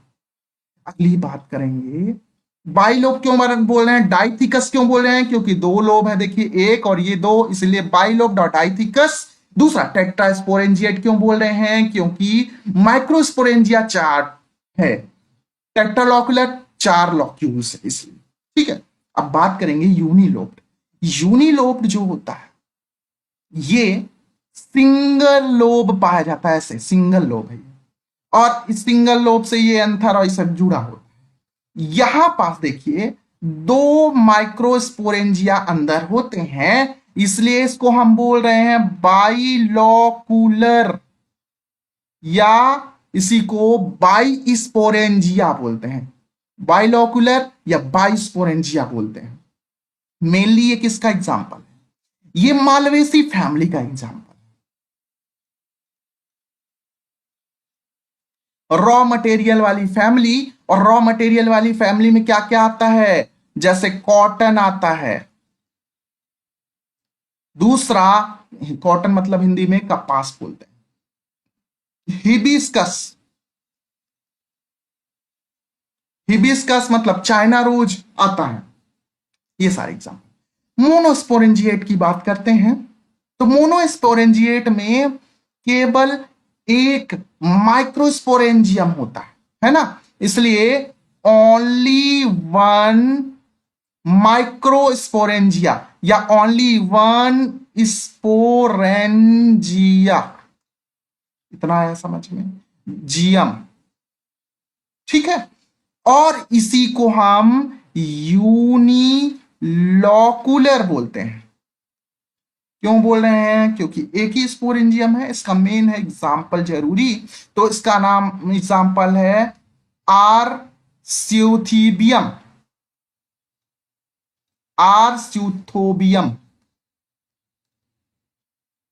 आर सिथोबियम इसका मेन एग्जाम्पल। तो यहां पास मैंने स्टैमन्स के बारे में बताया। कनेक्टिव और फिलामेंट आपको पता है, मॉर्फोलॉजी मैंने बहुत डिटेल से बताया, तो इसको ज्यादा जानने की जरूरत नहीं है। आपको एंथर के बारे में जानना था, बाइलोब होता है, यूनिलोब्ड होता है, और ये सब आपको बता। अब हम बात कर रहे हैं डेवलपमेंट ऑफ एंथर। आपको एम्ब्रायोलॉजी में एक कहानी पता होनी चाहिए, एक स्टोरी पता होना चाहिए कि यदि डेवलपमेंट कोई भी एक सेल से हो रहा है, तब हम उसको बोलते हैं लैप्टोस्पोरेंजिएट कंडीशन। जबकि यदि ग्रुप ऑफ सेल, कई सारे सेल मिलके बने, जैसे मेरिस्टेमेटिक सेल हो गया, आर्किगोनियन हो गया, स्पोरोजिनस हो गया, कई सारी सेल जब हो जाए तब वो कहलाती है यू स्पोरेंजिएट कंडीशन। तो यहां पास हम अगला हेडिंग करेंगे लेप्टो, सॉरी लेप्टो नहीं, अगला हेडिंग करेंगे development of anther. Development of anther. और आपको ये चीज पता होनी चाहिए कि डेवलपमेंट ऑफ एंथर जो है वो कई सारी सेलों से होता है। इस वजह से इसको हम बोल रहे हैं कि इसका जो डेवलपमेंट होता है वो यू स्पोरेंजिएट टाइप का होता है, यू स्पोरेंजिएट टाइप का होता है। इतना समझ में आ रहा है? यू स्पोरेंजिएट टाइप का होता है। इट मींस डेवलपमेंट फ्रॉम या developed from group of cell, developed from group of cells. ठीक है, तो ये होता है।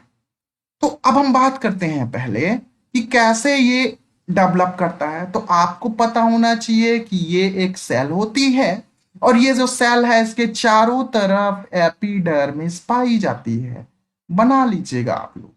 इस एपिडर्मिस में अंदर की तरफ कुछ सेल्स होती हैं, कहीं पास ऐसे डेंस होती हैं और कहीं पास ऐसे थोड़ी हल्की मात्रा में होती हैं। इस सेल्स को हम बोल रहे हैं मेरिस्टेमेटिक टिश्यू। क्या बोलते हैं? Meristematic tissue. सॉरी, टिश्यू नहीं, सेल्स, क्योंकि टिश्यू भी सेल से बनता है। तो मेरिस्टेमेटिक सेल्स बोल रहे हैं। ठीक। अब ये मेरिस्टेमेटिक सेल्स जो है आगे चल के क्या डिवाइड करेंगी? डिवाइड करने के बाद ये बना कैसे देता है? देखिए कैसे बन जाता है। ये ऐसे सेल बन जाती है। बना लीजिए आप लोग। अब यहां भी क्या होगा कंडीशन? यहां भी कंडीशन, ये यहां पास थोड़ा डेंस होंगी सेल्स, जबकि इधर थोड़ा वो हो। बाहर की तरफ आपको पता है एपिडर्मिस पाई जा रही है। बना सकते हैं, ये एपिडर्मिस है।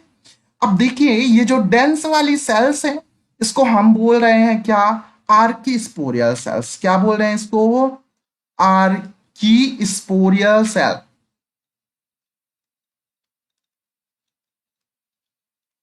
ठीक है। अब देखिए आर्कीस्पोरियल सेल में डिवीजन होता है। ये क्या होता है? डिवीजन होता है, डिवाइड कर जाती है। डिवाइड करके, और कौन सा डिवाइड? पेरी, दो तरह के डिवीजन होते हैं, एक एंटी क्लीनर एक पेरी क्लीनर। तो पेरी क्लीनर डिवीजन होगा। ठीक है। तो पेरी क्लीनर डिवीजन के थ्रू ये दो प्रकार की सेल बनाती है। अब ये दो प्रकार की सेल कौन कौन सी है? एक को बोलेंगे प्राइमरी पेराइटल सेल और दूसरे को बोलेंगे प्राइमरी स्पोरोजीनस सेल। तो टू टाइप्स के यहां पास क्या बनाती हैं? यहां पास दो प्रकार के सेल बनती हैं। एक को बोल रहे हैं क्या? प्राइमरी पेराइटल सेल, जो परिधि बनाएगी या लेयर्स बनाएंगी, और दूसरा है प्राइमरी स्पोरोजिनस सेल। और ये स्पोरोजिनस सेल कैसी कहां चली जाएगी? सेंटर में चली जाएगी, मध्य में हो जाएगी, है ना। और ये डिवाइड करके यहां पास भी डिवीजन होने वाला है। डिवाइड करके क्या बनाने वाली है? Microspore mother cell. तो ये बनाती माइक्रो स्पोर मदर सेल। ठीक है। जो कि ये कैसा है? डिप्लॉइड है, 2n है। अब माइक्रोस्पोर मदर सेल में यहां पास मियोसिस होगा। और कौन सा मियोसिस होगा? आपको पता होना चाहिए। मियोसिस यहां पास स्पोरिक मियोसिस होगा। स्पोर बन रहा है, स्पोरिक मियोसिस होगा। स्पोरिक मियोसिस जब होगा तो बनने क्या वाला है? बनने वाला है आगे चल के माइक्रोस्पोर्स। और ये कैसा हो जाएगा? हैप्लॉइड हो जाएगा। इसी को हम पॉलन ग्रेन बोलेंगे। आपको ये तो पता ही होना चाहिए, इसी को तो पॉलन ग्रेन बोलते हैं। और ये कैसा कंडीशन में होता है? चार चार बनते हैं, इसलिए इसको टेट्राड बोला जाता है। टेट्राड मतलब चार की कंडीशन। प्राइमरी पेराइटल सेल जो है ये डिवाइड करेगी। चलिए इसको डिवाइड कर देते हैं। और डिवाइड करने के बाद एंथर का वॉल बना देगी। तो वॉल ऑफ एंथर यही बनाने वाला है। ठीक है। अब यहां पास एंथर का जो वॉल है कौन कौन से हो सकते हैं ये देख लेते हैं। तो पहला जो है ना एंथर का वॉल, तो वो तो पहला आपको पता है, अब कभी से चला आ रहा है, एपिडर्मिस। ठीक है ना, ये आई है एपिडर्मिस। दूसरा है एंडोथीसियम। एंडोथीसियम ये सेकेंड लेयर। तीसरी लेयर जो है मिडिल लेयर है, मध्य वाली लेयर। Middle layer. चौथी लेयर मोस्ट इंपॉर्टेंट टैपिटम। तो चार तरह की लेयर बनती है। सबसे आउटर मोस्ट यही है, आउटर मोस्ट यही है, फर्स्ट लेयर यही। एंडोथीसियम जो है ना, ये सेकेंड आउटर मोस्ट है, second outer most, second layer भी बोल सकते हैं। दूसरा सेकेंड इनर मोस्ट कौन है, सेकेंड इनर मोस्ट मतलब थर्ड लेयर। और सबसे ज्यादा इनर मोस्ट कौन है, ये वाली। ठीक है, तो अभी तो हमने समझा है, अब इसको हम डायग्राम के थ्रू समझ लेंगे तो और अच्छा बनेगा। तो हम देख लेते हैं इसको डायग्राम के थ्रू। तो अगला हेडिंग है डायग्राम के थ्रू बनाते हैं हम लोग। पहले देखिए, जो एंथर का स्ट्रक्चर जो होता है ना, तितली के जैसे होता है, बटरफ्लाई की तरह। तो वही बटरफ्लाई बना रहे हैं हम लोग। बटरफ्लाई ऐसे ही होता है ना।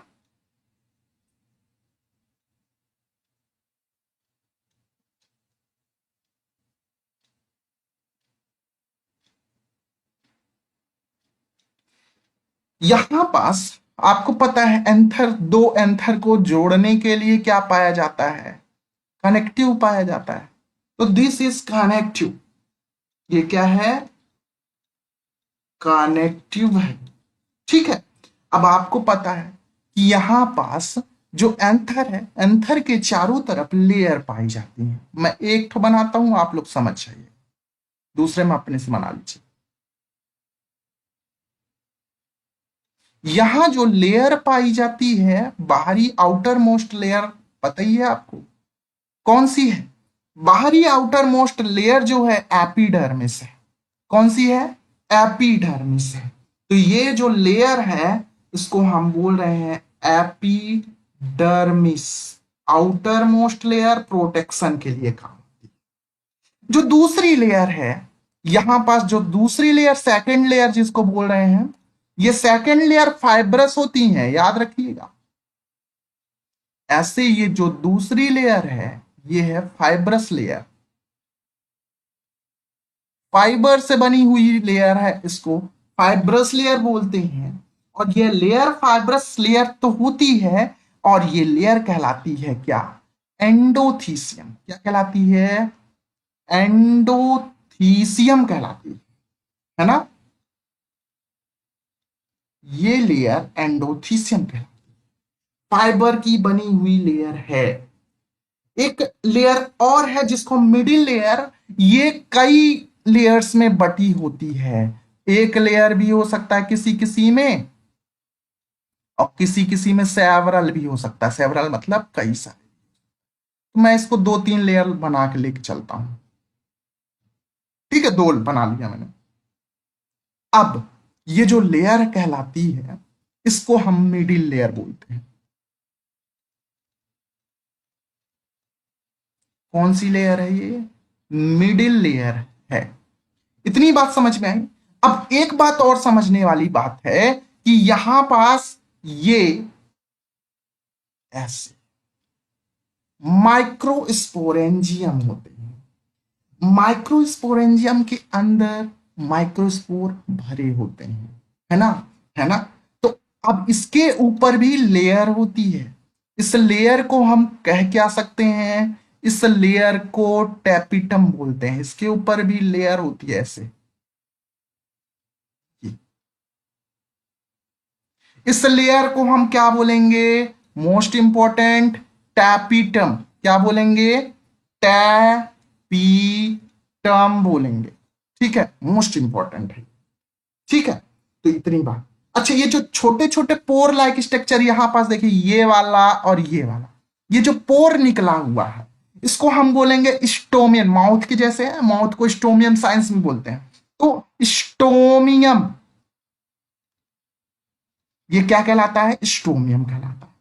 और ये स्टोमियम ऐसी जगह है जहां से जो ये एंथर है, ये ब्रस्ट होता है। ब्रस्ट मतलब समझ आया, डाइसेंट, रैप्चर होता है, फट जाता है। और फिर इसके बाद ये पॉलन ग्रेन बाहर निकलते हैं, माइक्रोस्पोर बाहर निकलते हैं। अब ये फटेगा कैसे? यहां पास आप देख रहे हैं, यहां पास यहां जो एंडोथीसियम लेयर है पाई ही नहीं जा रही है। यहां दिख रहा है? नहीं दिख रहा ना, मतलब स्ट्रोमियम में खास बात यह है कि एंडोथीसियम लेयर नहीं पाई जाती। ठीक है, तो इसको हम लिख सकते हैं कि the place from from where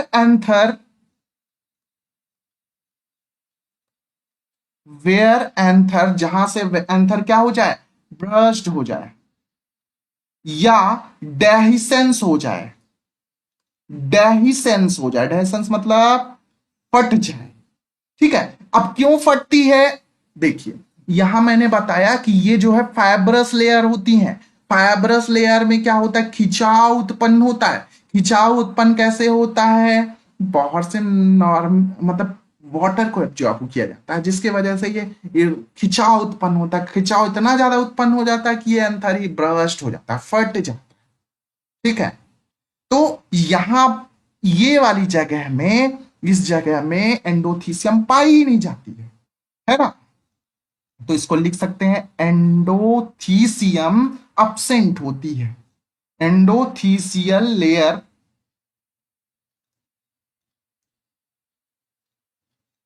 absent होती है, पाई ही नहीं जाती। तो आपको एंथर का स्ट्रक्चर भी अच्छे से समझ में आया होगा। अब इसको थोड़ा सा और डिटेल देख लेते हैं कि क्या क्या किसका काम है। तो पहला हेडिंग करेंगे, कौन सा है पहला? एपिडर्मिस। एपिडर्मिस का काम क्या है? प्रोटेक्शन करना, कि कुछ सबसे बाहर यही ना है। तो ये कैसी लेयर है? आउटर मोस्ट लेयर है। इसी वजह से इसका काम क्या हो जाता है? प्रोटेक्टिव। ठीक है, तो ये कैसा हो जाती है? प्रोटेक्टिव लेयर है ये। दूसरी बात कर रहे हैं हम एंडोथीसियम लेयर की। तो अगले पेज में चलते हैं, एंडोथीसियम की बात करते हैं। अगली जो लेयर है एंडोथीसियम।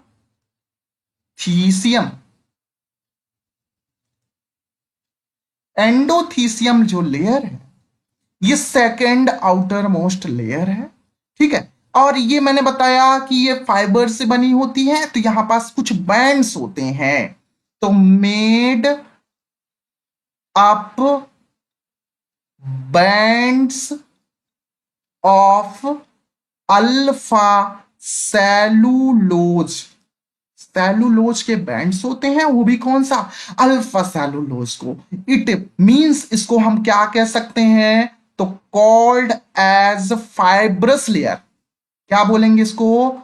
Fibrous layer. इसी वजह से इसको फाइब्रस लेयर बोला। अब देखिए, एंडोथीसियम में मैंने बताया कि यहां पास क्या क्या एब्सेंट होता है। पहली बात, एब्सेंट इन स्टोमियम।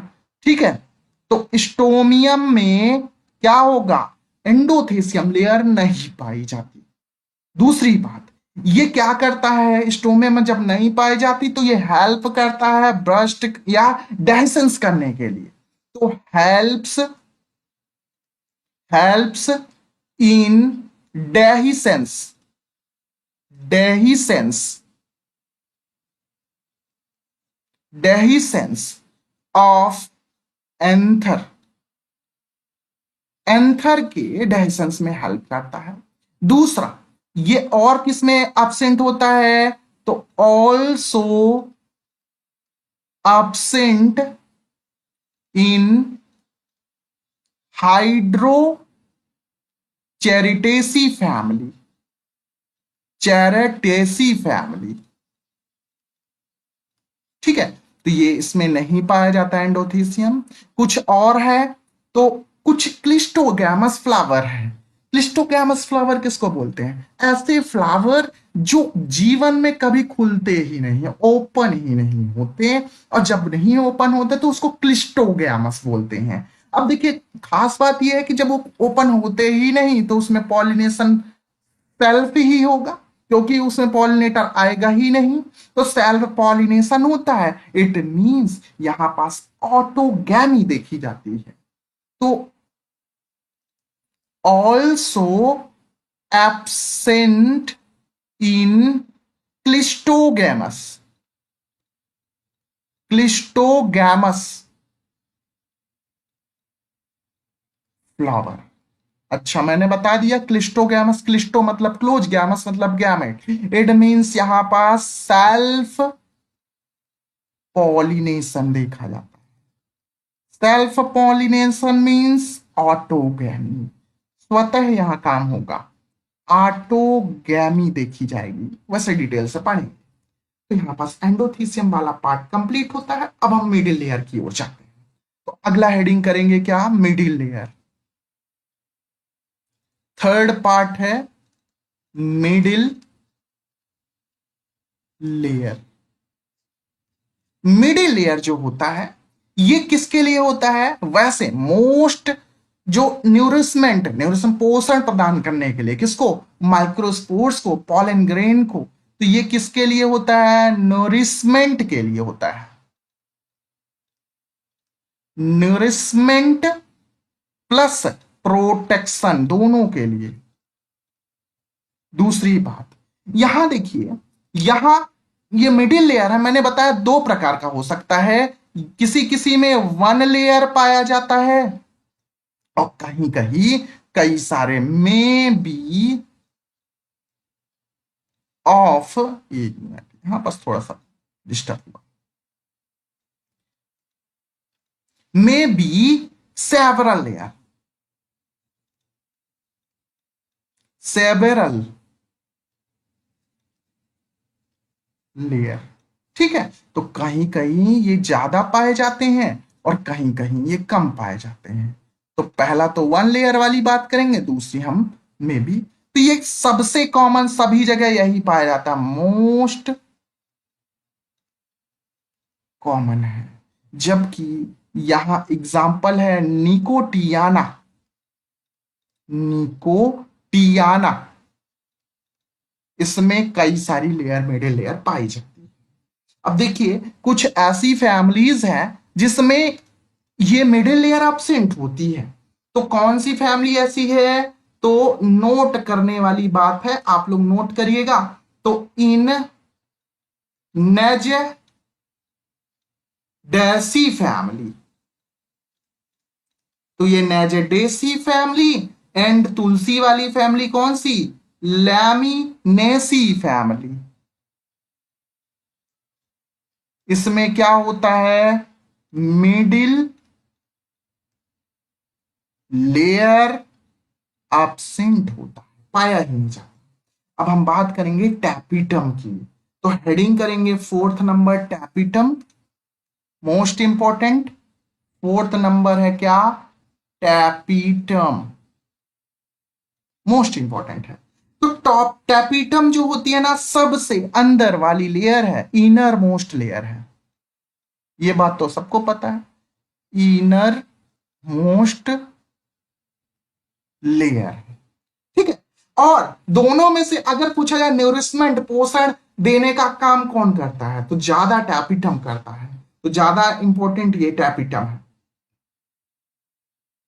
तो मेजर नैरिशमेंट, मेजर नैरिशमेंट लेयर है ये। ठीक है, और ये क्या करता है, किसको न्यूट्रिशन प्रोवाइड करवाता है, तो ये प्रोवाइड प्रोवाइड न्यूरिशमेंट, इसको न्यूरिशमेंट प्रोवाइड करेगा to developing developing pollen grain. ये पॉलन ग्रेन को क्या करेगा, न्यूट्रिशन प्रोवाइड करेगा। और न्यूट्रिशन किस दौर पे होता है, ये होता है प्रोटीन, कार्बोहाइड्रेट, न्यूट्रिशन प्रोवाइड करता है। हम बताएंगे आगे क्या होता है। अब देखिए अगला हेडिंग करेंगे types of tapetum. Types of tapetum. तो देखिए टैपिटम के जो टाइप्स हैं ये मेजरली टू टाइप्स के होते हैं। पहला है सिक्रीटरी टैपिटम। पहला कौन सा है, सिक्रीटरी टैपिटम, और दूसरा है एमीबॉइड, क्योंकि इसका स्ट्रक्चर जो होता है ना अमीबा के जैसे होता है। इट मींस ये स्ट्रक्चर क्या कहलाएगा, अमीबॉइड टैपिटम। दोनों का फर्क क्या है कि ये सिक्रेटरी इसको क्यों बोल रहे हैं, इसको अमीबॉइड क्यों बोल रहे हैं, क्यों बोल रहे हैं सिक्रेटरी, वजह होगी कुछ ना कुछ। तो ये कुछ ना कुछ सिक्रीशन करता होगा, क्या सिक्रीशन करता है अभी बताते हैं। तो पहला ये है और ये दूसरा ये है। तो देखिए जो सिक्रेटरी टैपिटम है ये मोस्ट कॉमन है। तो सबसे पहली बात ये कैसी है, मोस्ट कॉमन, ज्यादातर यही देखी गई। पहले इसको देख लेते हैं फिर इसको देखेंगे। तो मोस्ट कॉमन है। और दूसरी बात ये सिक्रीट करती है, सिक्रीटरी, सिक्रीटरी इन नेचर। तो इसका नेचर कैसा है, सिक्रीशन करना, है ना। तो ये कैसा है, ये सिक्रीटरी जो है। तो अब देखिए करना क्या होता है, third number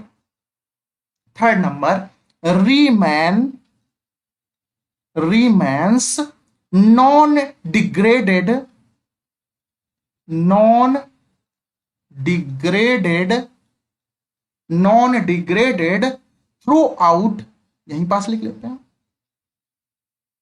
throughout the developing pollen grain, the developing या development of pollen grain।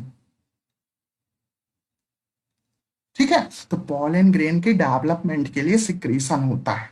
ठीक है, तो ये बातें हैं। अब हम अमीबॉइड की बात करते हैं, फिर इसके फंक्शंस भी देख लेंगे। अमीबॉइड जो होता है ना ये रेयर होता है, रेयर, बहुत ही कम पाया जाता है। दूसरी बात इसकी जो वॉल हो जाती है, तो wall of amoeboid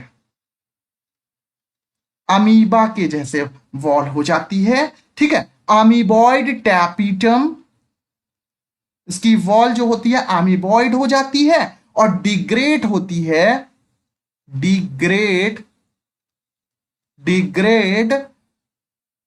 at early stage, शुरुआती स्टेज में, early stage, and become, and यहीं पास लिख देते हैं, एंड becomes फ्री इन, ठीक है, free in pollen sac, pollen sac। और इसी pollen sac को हम क्या बोलते हैं, अभी बताया था, माइक्रोस्पोरेंजिया बोलते हैं।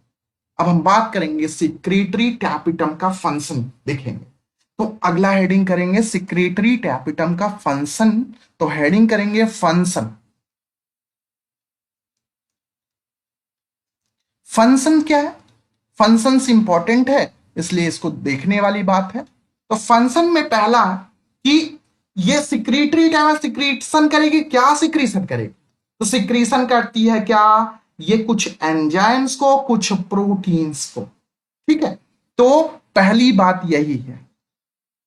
तो secretes all the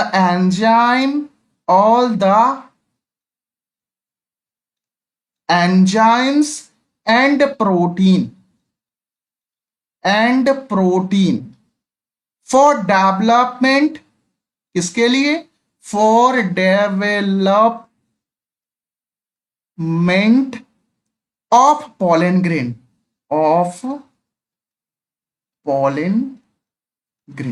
pollen grain की डेवलपमेंट के लिए एंजाइम और प्रोटीन का सिक्रीशन किया जाता है। दूसरी बात ये सिक्रीट कौन से एंजाइम करती है, तो ये सिक्रीट करती है कैलेज नामक एंजाइम। ठीक है, अच्छा ये कैलेज बताऊं, कैलेज ठीक, सिक्रीट्स क्या सिक्रेट करती है, कैलेज एंजाइम। अच्छा एक बात बताता हूं, फ्लोएम में आपने देखा होगा सीब ट्यूब, सीव ट्यूब जो सेल्स होती हैं, जब वो शुरुआती स्टेज में तो ऐसा नहीं होता, मेच्योर जब होती हैं तो उसके चारों तरफ कार्बोहाइड्रेट जमा हो जाता है। उसी कार्बोहाइड्रेट को हम बोलते हैं कैलोस। और फिर यही सीव ट्यूब फ्लोएम प्लग की तरह काम करने लगा। आपको याद आ रहा है? तो कैलेस क्या करता है? उसी कैलोस कार्बोहाइड्रेट को तोड़ता है। तो कैलेस का काम क्या है? कैलोस एक तरह का कार्बोहाइड्रेट है। और कहां पाया जाता है? तो मैंने फ्लोएम प्लग में बता दिया, सीव ट्यूब के आउटर मेम्ब्रेन में। दूसरा कहां पाया जाता है? दूसरा पाया जाता है पॉलन मदर सेल। किसमें पाया जाता है? देखिए अभी बता देता हूं। तो ये पाया जाता है किसमें? पॉलन मदर सेल, जो कैसी होती है? डिप्लॉइड होती है। जब इसमें मियोसिस होता है, मियोसिस मतलब रिडक्शन, हाफ में लिख दिया। तो अब रिडक्शन के बाद 4 सेल बनती हैं, जिसको हम क्या बोलते हैं? माइक्रोस्पोर। अब ये देखिए 1 2 3, एक पीछे है, 4 बनता है। अब यहां पास जो यहां ये चिपकी होती हैं, ये जो चिपकी होती है, किससे चिपकी होती है? कैलोस से। और कैलोस इज अ कार्बोहाइड्रेट। क्या कहलाता है ये? कार्बोहाइड्रेट। ठीक है ना? तो ये कैलोज एंजाइम करता क्या है? कैलेज एंजाइम, ये एंजाइम यही करता है, ये कैलोज को डिसॉल्व करेगा, तभी तो ये फ्री होंगे। फ्री होके माइक्रोस्पोर बनाएंगे ना। तो ये dissolve dissolve callose dissolve callose to make, और क्या बनाएंगे? Pollen grain. Pollen grain free free कर देंगे पोलन ग्रेन को। इतना बात समझ में आ रहा है? थर्ड पॉइंट देखते हैं कि और क्या काम है इसके। थर्ड पॉइंट देख लेते हैं। दूसरा बात यह है कि यह सिक्रेट करता है एंडोल एसिटिक एसिड को, इट मींस ऑक्सीन को। सिक्रेट्स एंडोल एसिटिक एसिड, इसी को हम ऑक्सीन, ठीक है, oxygen is a growth hormone, वृद्धि करने के लिए होता है। ठीक है, तो इसके बारे में ज्यादा डिटेल नहीं देखेंगे। फोर्थ बात हम बात करेंगे कि ये पोलन ग्रेन को क्या करता है? न्यूरिशमेंट प्रोवाइड करवाता है। पहले ही बता चुका हूं मैं, लेकिन लिख लेते हैं। Provides provides nourishment to developing pollen grain। जो पोलन ग्रेन है डेवलप कर रहे हैं, उनको न्यूरिशमेंट प्रोवाइड करवाना इसका काम है। एक इंपॉर्टेंट पॉइंट जो 5th नंबर पॉइंट है, सबसे इंपॉर्टेंट, पूछ भी लिया जाता है, कई बार पूछा जाता है, इसलिए इसको इंपॉर्टेंट लिख लीजिए। तो देखिए इसका जो सिक्रेशन होता है वो लिपिड नेचर का होता है, लिपिड बॉडी होती है। और इस लिपिड बॉडी को हम यूबिस बॉडी कहते हैं। ठीक है ना?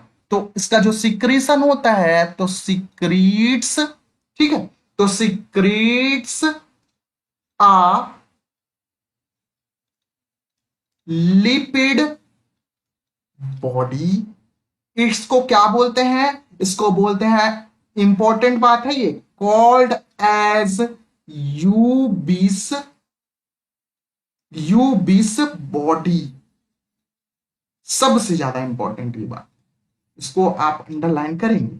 और ये यूबिस बॉडी क्या करता है? ये फॉर्म करता है, बनाता है एक लेयर। इस लेयर का नाम है स्पोरोपोलेनिन। स्पोरोपोलेनिन।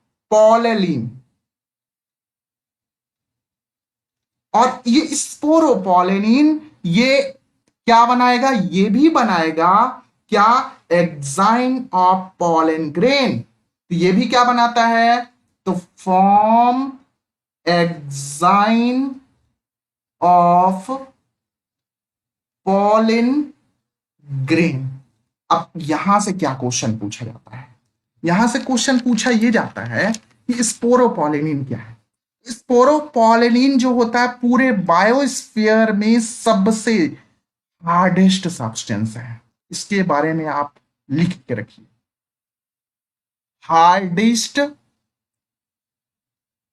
सब्सटेंस है, ठीक है। और हार्डेस्ट सब्सटेंस होने की वजह से इसको कोई डिग्रेड कर ही नहीं सकता, कोई भी एंजाइम, कोई भी केमिकल, कोई भी रेडिएशन, कोई भी माइक्रोबियल अट्रैक्शन कुछ इसका बिगाड़ नहीं सकता।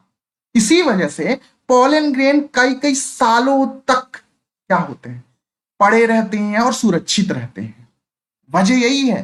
तो नॉट डिग्रेड, नॉट डिग्रेड्स या डिग्रेडेड बाय एनी एंजाइम, इसका कोई एंजाइम कुछ नहीं कर सकता, कोई केमिकल और रेडिएशन कुछ नहीं कर सकते इसका। और माइक्रोबियल एक्शन, ना तो इसका माइक्रोबियल एक्शन कुछ कर सकता, ना एंजाइम, ना केमिकल, ना रेडिएशन, कुछ नहीं कर सकते। तो यहां पास मैंने सिक्रीटरी टैपिटम के बारे में डिटेल से बताया, उसका फंक्शन भी बता दिया। अब देखिए एक चीज और है, टाइप ऑफ माइक्रोस्पोर। तो अगला हेडिंग करेंगे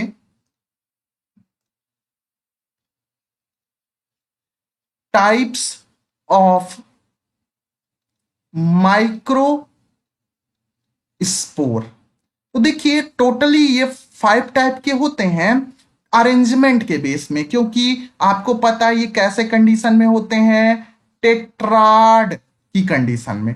टोटल 5 टाइप के होते हैं, है ना। तो पहला है टेट्राहेड्रल, सबसे कॉमन टेट्राहेड्रल कंडीशन।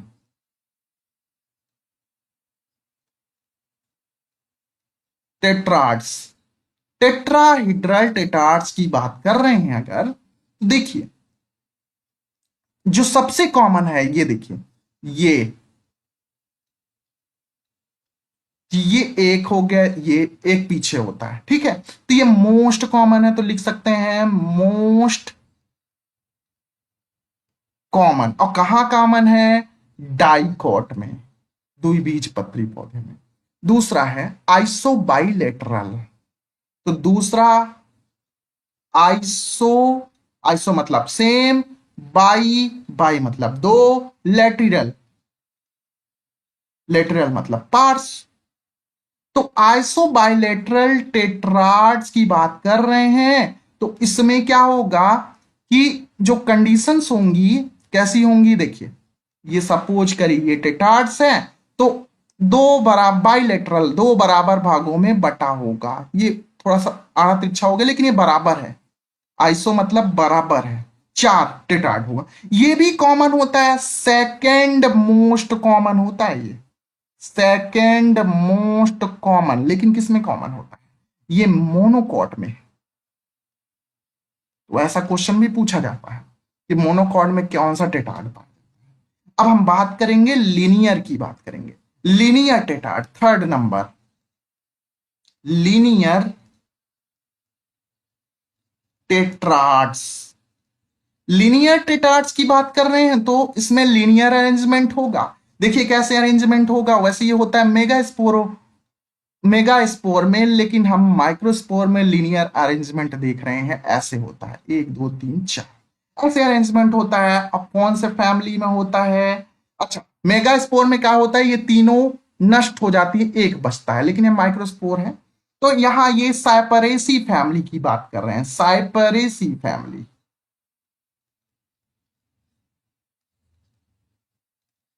सेपरेसी फैमिली में ऐसा देखा गया है लीनियर वाला। फोर्थ नंबर जो है इंपॉर्टेंट है, टी शेप्ड है, पूछ लिया जाता है।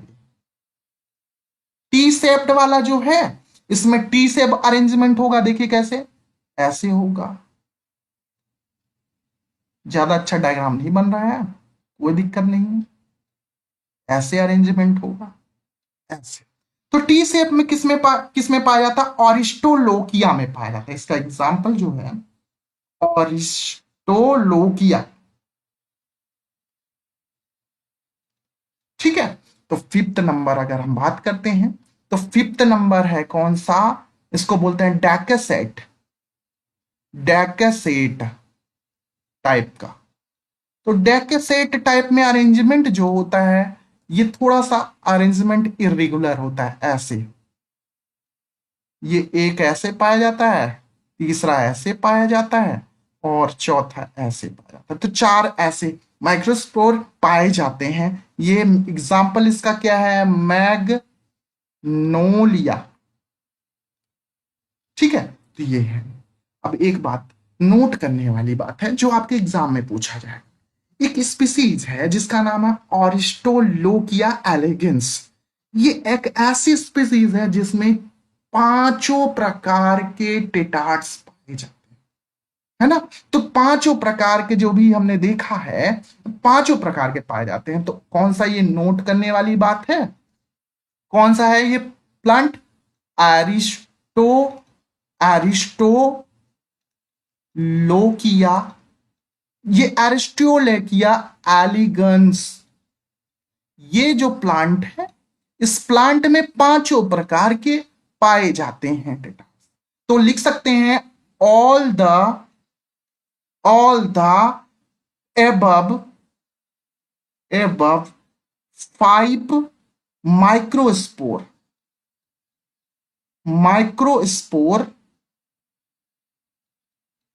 टेटार्ड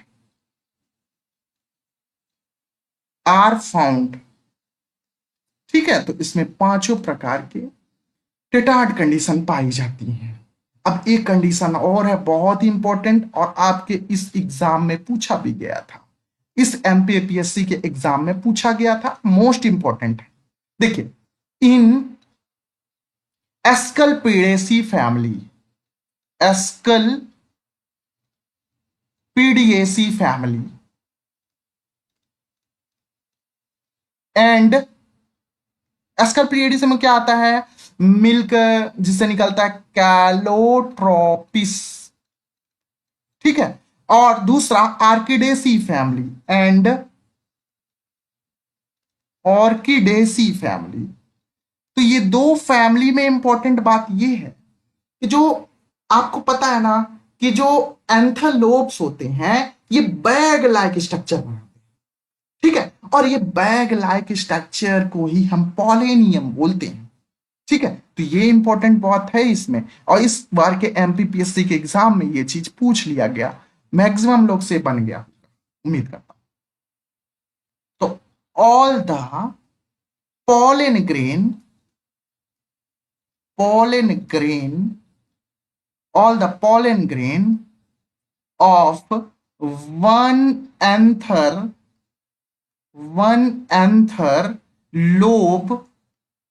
lobe are packed। कैसा हो जाता है, पैक्ड हो जाता है in a bag like, in a bag like structure. और ये बैग लाइक स्ट्रक्चर को हम कहते क्या है, कॉल्ड एज, इंपॉर्टेंट है ये, पॉलेनियम।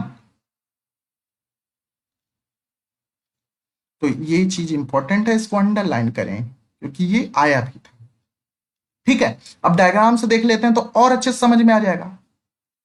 देखिए, यहां पास ऐसे ये होता है कार्प सेल्स, और इसी कार्प सेल से लटके होते हैं ऐसे बैग लाइक स्ट्रक्चर, ऐसे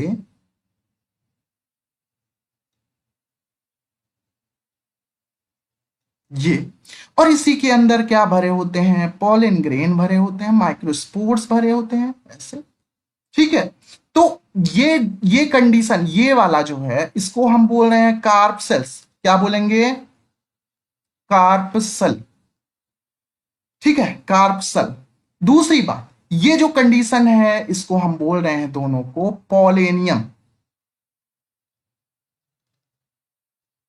और ये पूरा ऑपरेटस क्या कहला रहा है, ये पूरा ऑपरेटस क्या कहला रहा है, पॉलन ट्रांसलेटर। क्या कहलाएगा, पॉलन ट्रांसलेटर। इसी को हम ट्रांसलेटर ऑपरेटर्स भी बोलते हैं। ट्रांसलेटर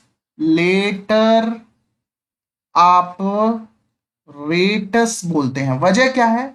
वजह ये है क्योंकि इसको चिड़िया आती है और ये चिड़िया उठा के दूसरे फ्लावर में जाके ऐसे रख देती है, तो इसका ट्रांसलेटर हो रहा, पॉलन ग्रेन जो है एक स्थान से दूसरे स्थान पे जा रहा है। इसी वजह से ये पूरा मैकेनिज्म पॉलन ट्रांसलेटर कहलाता है या ट्रांसलेटर ऑपरेटस कहलाता है। इसमें जो बर्ड्स के थ्रू थ्रू क्या होता है, पॉलिनेशन होता है, ऐसा होता है।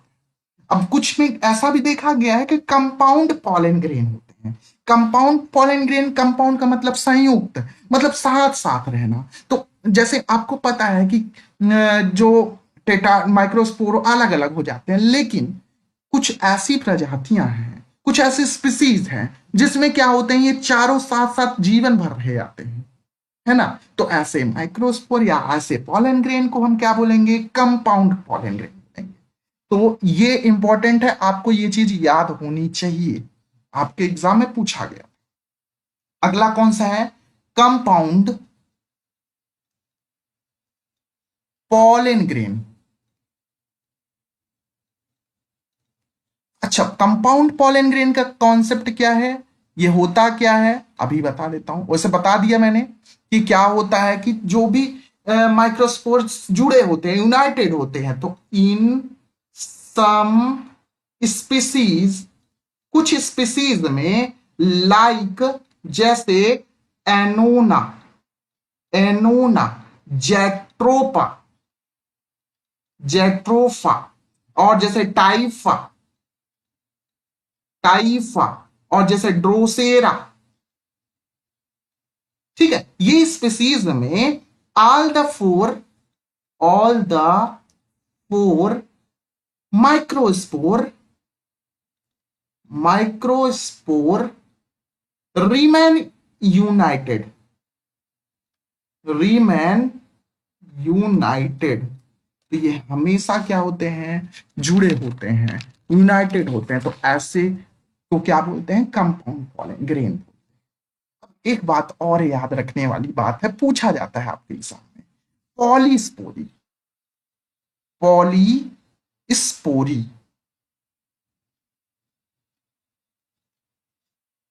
ठीक है।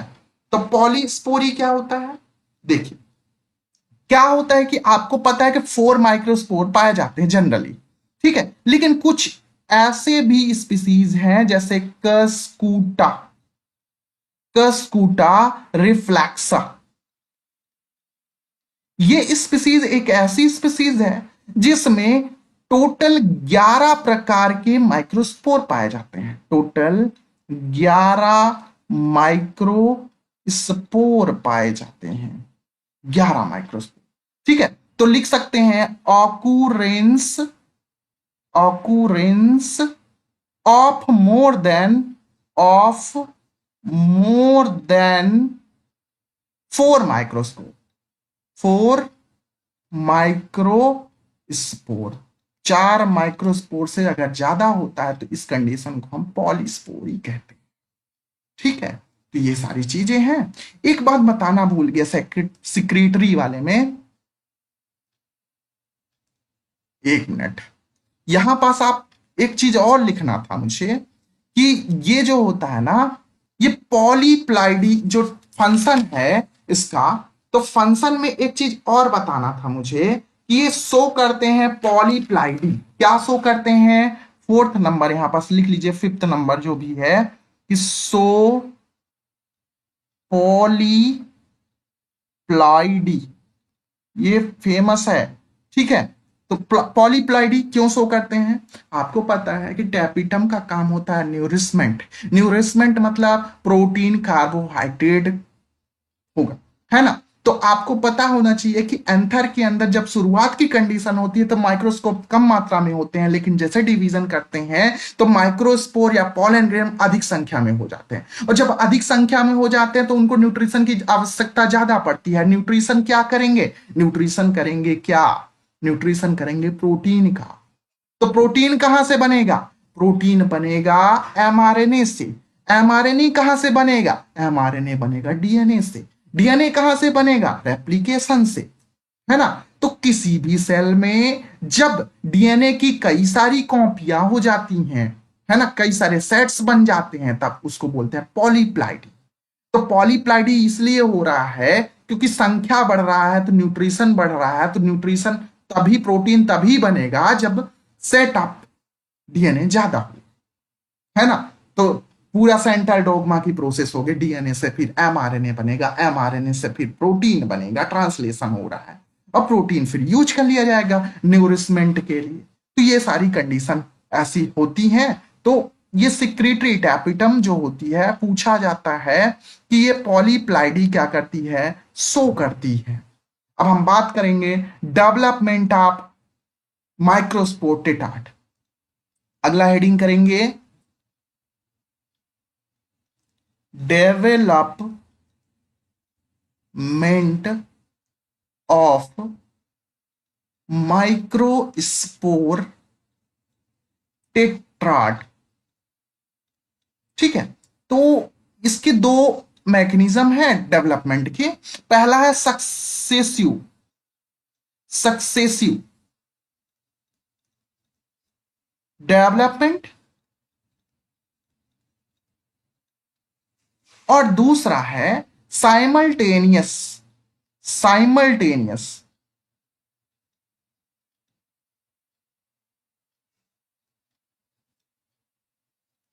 डेवलपमेंट।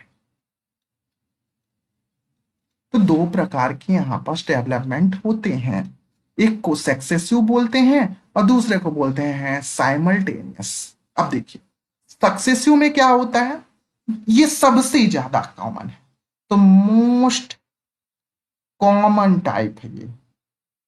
ठीक है, तो इसमें होगा क्या कि एक जो सेल है जिसको हम माइक्रोस्पोर मदर सेल बोलेंगे, माइक्रोस्पोर मदर सेल बोलेंगे, इसी को हम क्या बोल सकते हैं, पोलन मदर सेल बोल सकते हैं। इसमें डिवीजन होगा, और डिवीजन कौन सा होगा, मियोसिस। मियोसिस फर्स्ट होने वाला है। मियोसिस फर्स्ट होगा तो ये पहले तो दो सेल्स बनेंगी, ठीक है, और जैसे ही न्यूक्लियस का डिवीजन होगा, न्यूक्लियस बनेगा, उसके बाद होगा इसमें साइटोकाइनेसिस, तो यहां पास दीवार भी बन जाएगी, है ना। तो अब दो सेल्स बन चुकी हैं, इसके बाद मियोसिस सेकंड होगा। मियोसिस सेकंड में क्या होगा कि यहां पास एक और डिवीजन होगा, और ऐसे बन जाएगा, टोटल 4 माइक्रोस्पोर बन जाएंगे। और देखिए बराबर है ये, इसी वजह से ये जो कंडीशन है ये क्या कहलाएगी, आइसोबाइलेटरल कंडीशन या आइसोबाइलेटरल टाइप कहलाए। मेनली ये किस में पा देखा गया है, आइसोबाइलेटरल मोनोकॉट्स में, एक बीज पत्री पौधों। ठीक है, और इसमें खास बात यह है कि इसमें कैरियोकाइनेसिस, न्यूक्लियस का डिवीजन तो हो ही रहा है, और साथ ही साथ क्या होता है, साइटोकाइनेसिस साथ ही साथ में होता है। तो लिख सकते हैं कैरियोकाइनेसिस फॉलोड बाय साइटोकाइनेसिस। तो दोनों साथ साथ हो रहा है ऐसा। अब साइमल्टेनियस की बात कर रहे हैं, तो साइमल्टेनियस मेजरली पाया जाता है डाइकोट्स में। ठीक है, द्विबीजपत्री पौधे में। इसमें क्या होगा कि ये जो सेल है, पॉलन मदर सेल, ठीक है, ये डिप्लॉयड होगी, और जब डिप्लॉयड है तो मियोसिस होगा। तो मियोसिस होगा तो कौन सा मियोसिस होगा, पहले मियोसिस फर्स्ट या रिडक्शन फर्स्ट बोल सकते हैं। इसमें बनेगा क्या, दो तरह की सेल, तो यहां बनेगा, न्यूक्लियस तो बढ़ चुका है लेकिन साइटोकाइनेसिस नहीं हो रही यहां पास, जैसा यहां पास बाउंड्री बन जा रहे थे, लेकिन यहां साइटोकाइनेसिस नहीं है। तो अब देखें यहां पास आगे की बात, तो आगे फिर से मियोसिस सेकंड होगा, मियोसिस सेकंड होगा। अब जब मियोसिस सेकंड होगा तो ये ऐसे बन जाएगा, ऐसे देखिए, इधर इधर इधर, ठीक है। तो अब कुछ देर बाद यहां वॉल फॉर्मेशन होगा। वॉल फॉर्मेशन में यहां पास वॉल बनेगी, तो वॉल बनेगा तो कैसा हो जाएगा, देखिए वॉल मतलब दीवार बनेगी, ऐसे दीवार बनेगा, ये ऐसे, तीन इधर है एक पीछे होगा। तो ये वाला कौन सा है, ये टाइप कहला रहा है, इसको बोलते हैं टेट्राहिड्रल टाइप। ये कौन सा टाइप है, टेट्राहिड्रल। तो मोस्ट इंपॉर्टेंट ये दोनों ही थे, इसलिए हमने दोनों को देख लिया है। अब हम अगली क्लास में क्या देखेंगे, पॉलन ग्रेन का स्ट्रक्चर देखेंगे। पॉलन ग्रेन में कौन कौन से स्ट्रक्चर पाए जाते हैं, दो लेयर पाई जाती है, बाहर वाली एक्साइन, अंदर वाली एंटाइन, बीच में न्यूक्लियस होता है। एक्साइन में क्या होते हैं, छोटे छोटे पोर्स होते हैं जिसको हम जर्म पोर बोलते हैं, वहीं से पॉलन ट्यूब निकलना चाहती है। फिर उसके बाद एक्साइन में भी दो लेयर होते हैं, एक एक्सटेक्साइन एक्सेक्साइन, तो ऐसा होता है। तो ये सारी चीजें हैं, फिर जर्म पोर के बारे में बात करेंगे। फिर हम डायरेक्ट पहुंच जाएंगे क्या, डबल फर्टिलाइजेशन में, फर्टिलाइजेशन कैसे हो रहा है, ये सब चीज देखेंगे एम्ब्रियोसेक में, पूरा कहानी देखेंगे। कल की जो क्लास होगी, अगली क्लास और ही ज्यादा इंटरेस्टिंग होगी, उसमें कॉन्सेप्ट मिलेगा। अभी कुछ क्वेश्चन कर लेते हैं। देखिए क्वेश्चन जो आपके एमपीपीएससी में आ गए हैं, देखिए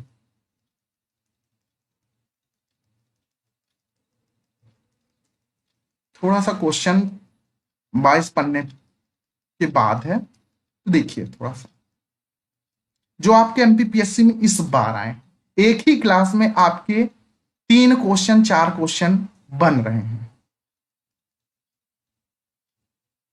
देखिए इधर देखिए, ये क्वेश्चन आया था पार्ट नंबर सी में, पार्ट सी में, कि आवर्त बीजी पौधे में फीमेल गैमेटोफाइट को कहते हैं, क्या कहते हैं, एम्ब्रियो से कहते हैं, ठीक है ना, ये ठीक है। तो ये हो गया, ये आज की क्लास में हमने देखा भी है। दूसरा देख लेते हैं।